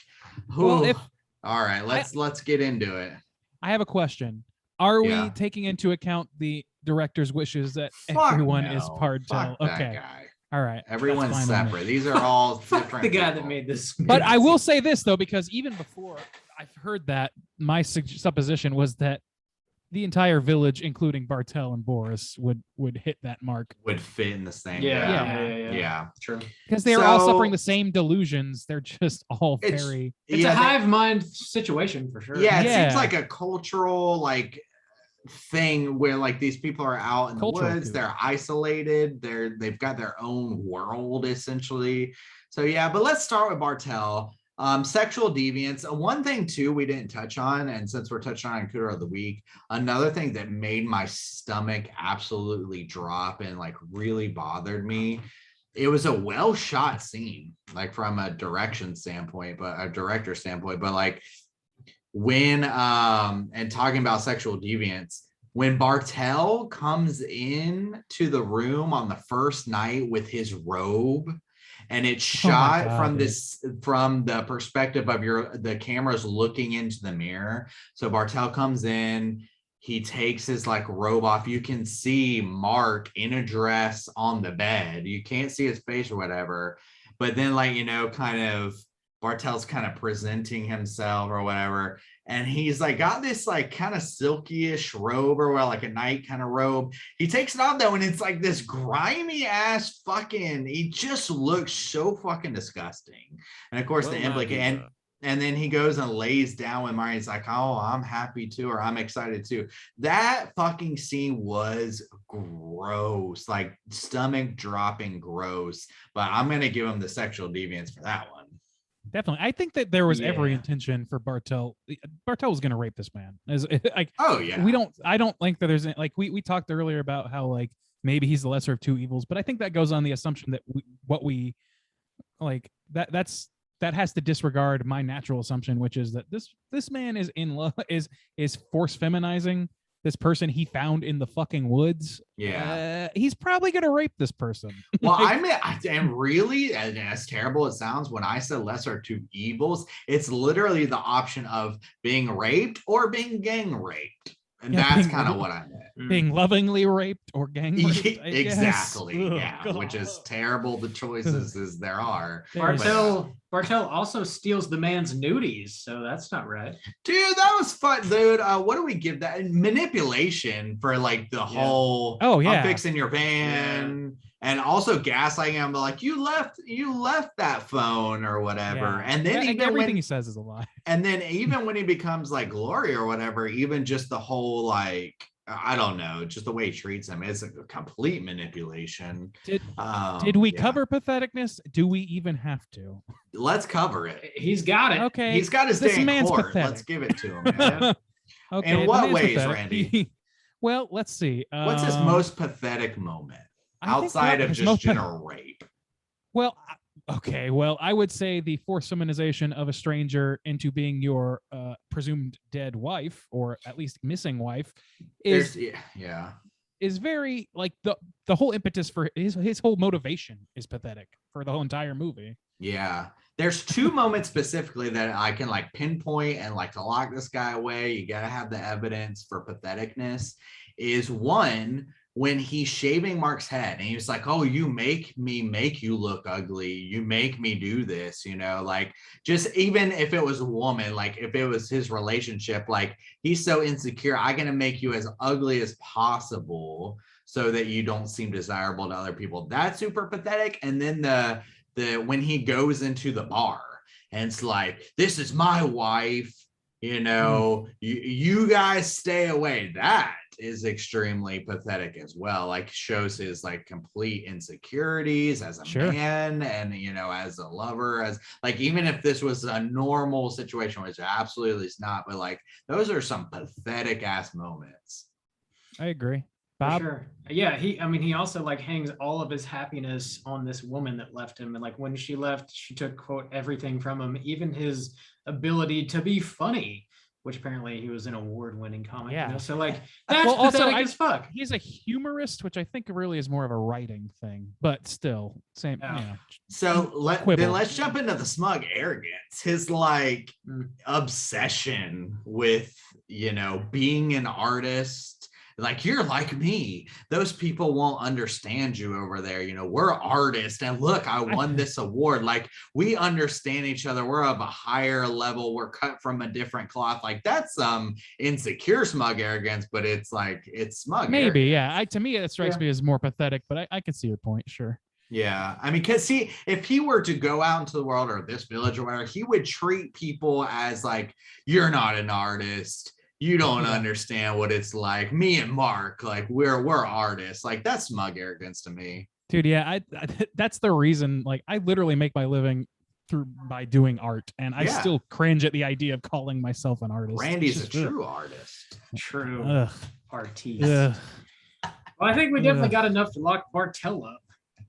I mean, think so. Well, podcasting as an art, right, boys? Yes, it is. Well, I mean, I still think that we need to pay some lip service to the villagers, specifically the patriarch, and just like the way that they're, I don't know, raping cows and such.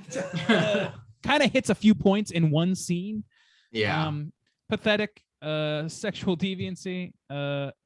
I don't know. I hit those two at least. Maybe Looking at Tyre. manipulation because like the group of people are definitely like coaxing this teenage kid to fucking the cow. And like, go on, get in there, Dude, boy. It's like maybe it's normal to do. But we don't really get a sense of any of the characters of the other people outside of the jaunty little dance they do. I would say looking at Tyre, that one like big guy or whatever, he was just like the biggest guy, just looked like an inbred piece of shit. God damn. Okay.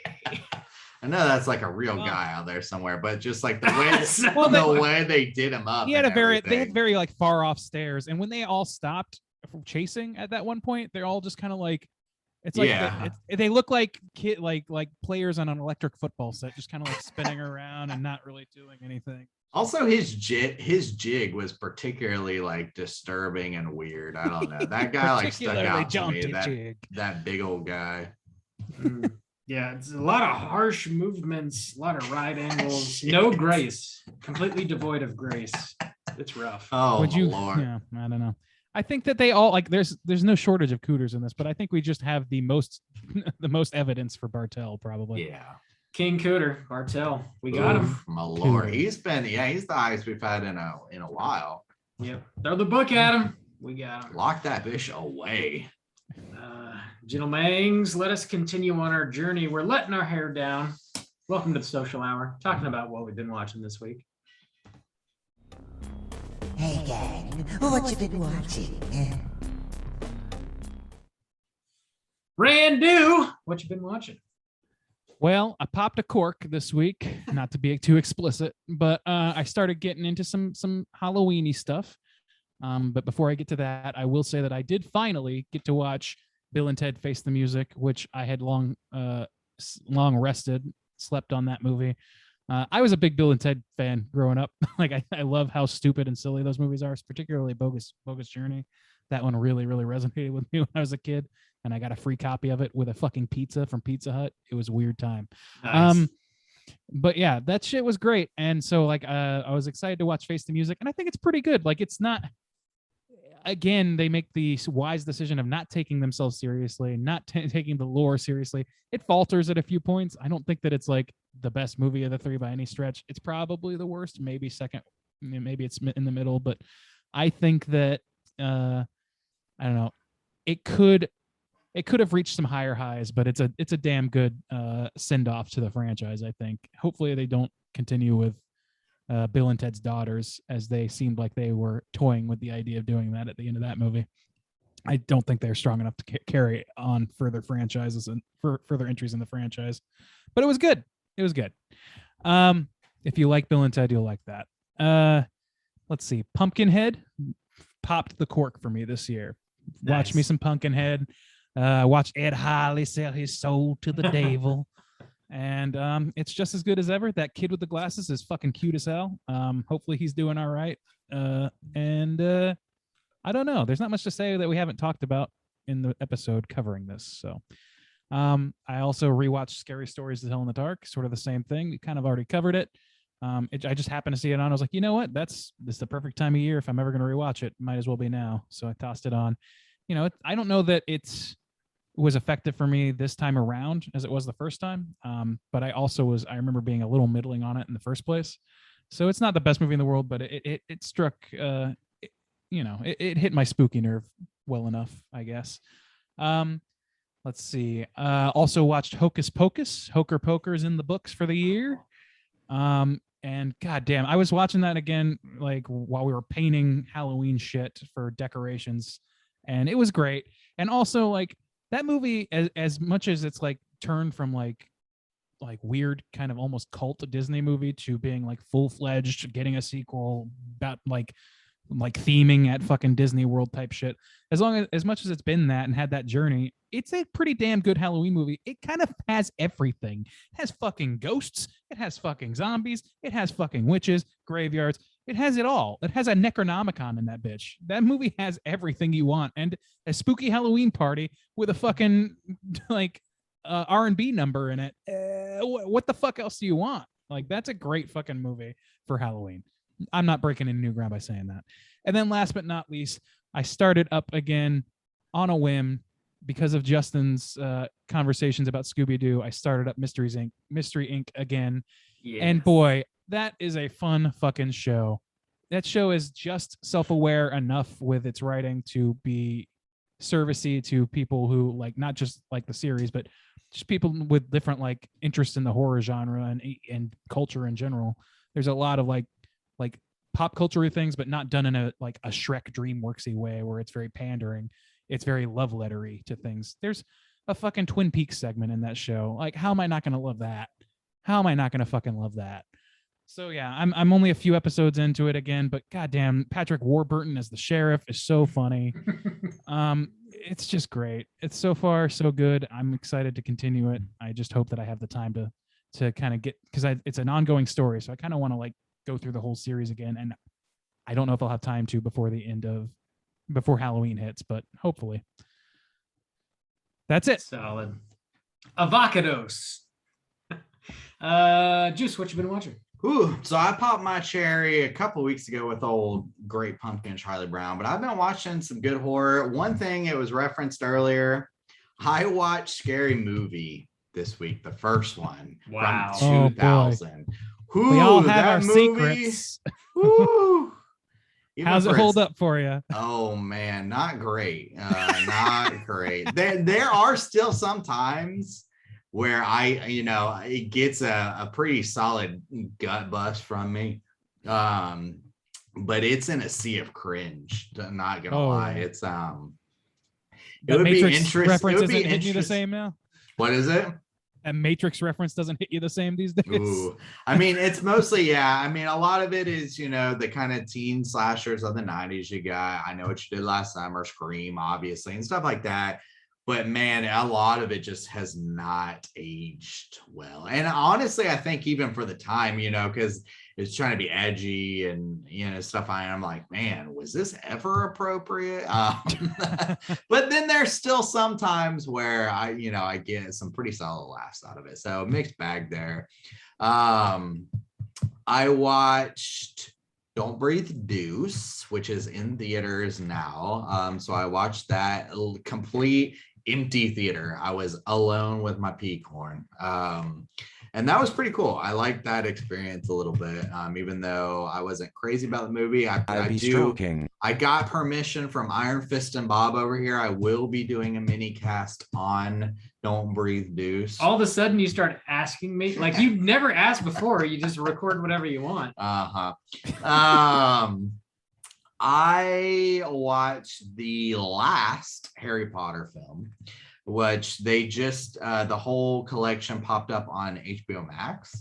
And I don't know, one night I was looking for something to watch, and it almost kind of became like a Avengers Infinity Wars. I don't know, that one thing is where like it's just like pretty much nonstop action from beginning to end almost. So it's like I'm just gonna throw this on and was kind of going through it, and it really kind of made me want to watch or read the books again, to be honest with you. So I watched that. I started watching, am I on episode like 5 or 6? I'm hoping to finish like maybe tomorrow.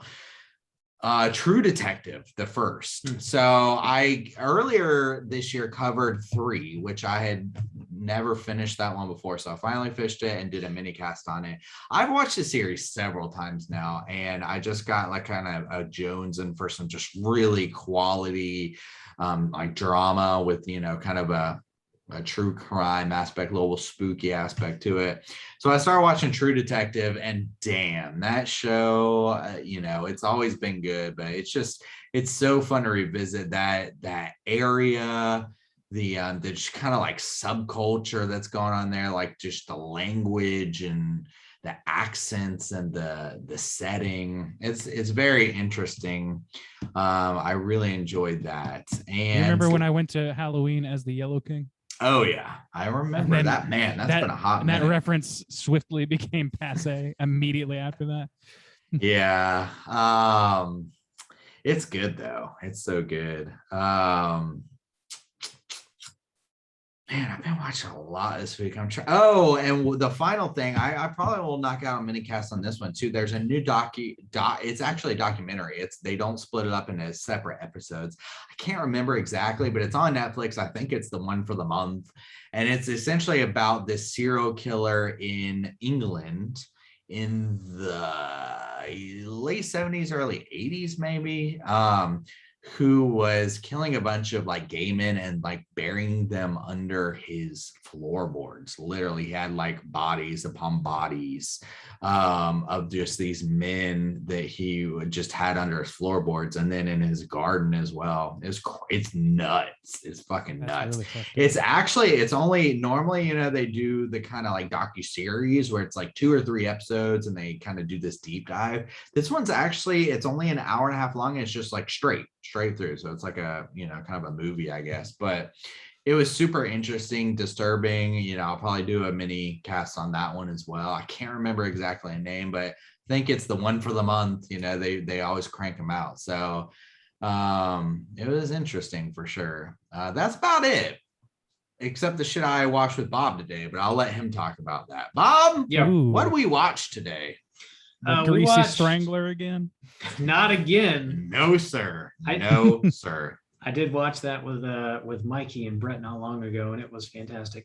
Today we watched Let the Right One In, which is a fantastic vampire film from the early 2000s. If you haven't seen it, definitely recommend checking it out. It's about like a little kid vampire. It's not like your normal vampire tropes. You're not getting like your classic Dracula in this movie at all. There's some solid like gore sequences. You definitely like empathize with the vampire a little bit. Your main character is a child, just a little boy, so you get the perspective of the movie through his eyes, which is interesting. It's kind of refreshing. There's some pretty cool shit in this movie. There's also, they remade it English language. It's called Let Me In. I think they came out in like 2010, I want to say. That was a Hammer production with Chloe Grace Moretz. So, this movie garnered enough attention for there to be an English language remake. Check it out. It's definitely worth your time. We also watched a couple episodes of Bob's Burgers, specifically the Halloween specials. The show has such great Halloween episodes. Actually, it does great on all the holidays. Full Bars is the best. They even do like every year. I'm pretty sure they do a Thanksgiving episode, which not a lot do. It's Bob's favorite holiday. They always do a Thanksgiving. So man, but those Halloween episodes are dope. Go watch them. Yeah, very, very enjoyable. There's like a dozen of them. So, I mean, there's plenty to watch. It's all on Hulu. Slam those in your eyeballs. If you're tired of watching The Simpsons over and over again, hey, check out Bob's Burgers. It's blasphemy. Wow. Yeah, that's a really hot take if you had said it in 1995. Well, it's a hot take now. It's just off. So I also watched Shang-Chi, which is the latest Marvel film, came out. And it's fine. It's I've heard really good things. It's I guess not really your thing though, the Marvel stuff, right? It's not particularly my thing. My biggest complaint with it is that there's absolutely no stakes in the movie whatsoever. Like at no point do you ever think there's like a character that you're rooting for is going to get injured or killed or anything bad is ever going to happen to them at all. And that's like my biggest complaint is it's just like, 2 hours and 20 minutes of like some pretty neat action. There's some like really cool creature effects. Actually, they're largely CG, but they're really well done because Marvel, they don't fucking, they open up the pocketbook when they make these movies. So the creatures were like really, really cool. And there's some like dragons in there that were nice.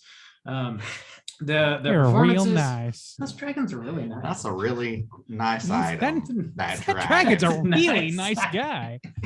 I am a dad talking about my life right now. That's what's happening. 33 going on 69, Bob? Heard that. There's some funny moments. The actors give like solid performances. It's just that it's very much like, no, well, that's a real nice movie. I don't know. It didn't affect me. To the senses, isn't it, my friend? All right, cool. Well, I mean, I think a medium from Bob gets me kind of excited, to be honest. That was one, like that's one of the few Marvel trailers out since Infinity War that I was kind of like, yeah, okay, I feel like that might be kind of good. Yeah. So I've I heard know only good Marvel's things, and got that like is, a flavor and stuff like that. But honestly, with their shows coming out, I was planning to jump off, the ship, but kinda they was kept too. me on. I will Those say bastards I have keep seen coming back. I've seen all of the Marvel shows, and they're all, in my opinion, far better than this movie. So like, I'm not like a Marvel hater by any means, but I thoroughly enjoyed all the shows that they have put out. So, Just a Jesus hater, Pagan Bob over here. not a Jesus hater. I guarantee somebody's upset with me right now. I know that for a fact. Well, you know what they say. Rigatoni. Her name is your mother. What if your mom? Can we get Bob's mom to call in on the next episode? Oh She will- Lord, I might put in a request for that. My mom does listen on occasion. Miss Nom, call Oh, this no. number and tell us what She you does. think about your son. You got 3 minutes. Don't. 3 minutes is not enough. Love you, Mom, if you happen to be listening to this. Oh my Lord. That's plenty. That's what I've been watching this week.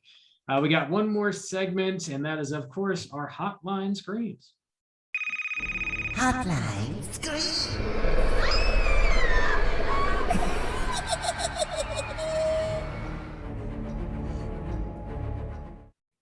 If you're listening and would like to call and leave a voicemail to be featured on next week's show, hit us up at 904-638-3231. We got one voicemail this week, and we're going to be hearing from the one, the only Scott Stapp. Let's hear what he has to say. Oh shit! With all white over under the sunlight, welcome to this place. I show you everything. With all white over. With all white over. Sorry, boys, I had to do it. The mention of Creed, you got to throw it out there. Love the discussion on this week's podcast. It was great. Candyman, good shit. I enjoyed it. Some shit in it. It was wild. I love Bob, hearing about Bob's reaction to all the holes in that dude. I was honestly thinking that when I saw it. I was like, this shit's gonna fuck up Bob. I'm glad it did. Keep it up, boys. Skippity boop, bop, bam. Attaboy. Who I'm was glad that? it did. That was great. I think it was Brandon, I believe. Okay. Sorry if I'm wrong, but you did not say your Yeah, name. you didn't say Man, your name. the Get my speech, guy. the speech to text says, "Sorry, boys, I had to do it at the mention of greed," which I think is really, really funny. Did we It mention? gave me an entirely different impression. I was Creed recently? I was talking about watching Scream 3 what we've been Oh, watching, okay, which okay. Creed is heavily in that movie. Dude, That's I right. love the extra chorus that he threw in. Yeah, he waited. That- He waited for the little He's break. like,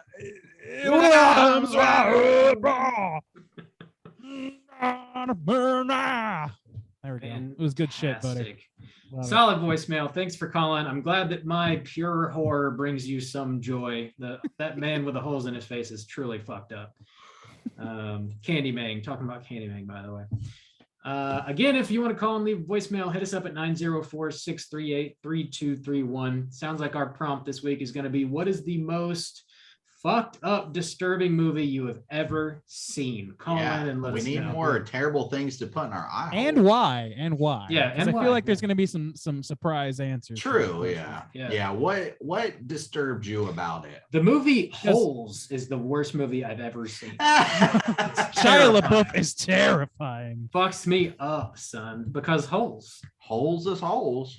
Digging in holes. Yeah, totally. Yeah, that's what we got this week. That's going to do it for us. Again, thanks to Nicole for picking this week's flick. We're going to be back next week with a brand new show. We're talking about the latest from James Wan. That is Malignant. That's going to be hitting HBO Max. I think it's also getting a theatrical release. So if you want to slam it into your eyeballs on the big screen, you can do that. Watch Malignant, get ready for next week's show. Until then, please rate, review, and subscribe to us on iTunes. You can follow us on Twitter at STR8_chilling, on Instagram at Straight Chilling Podcast.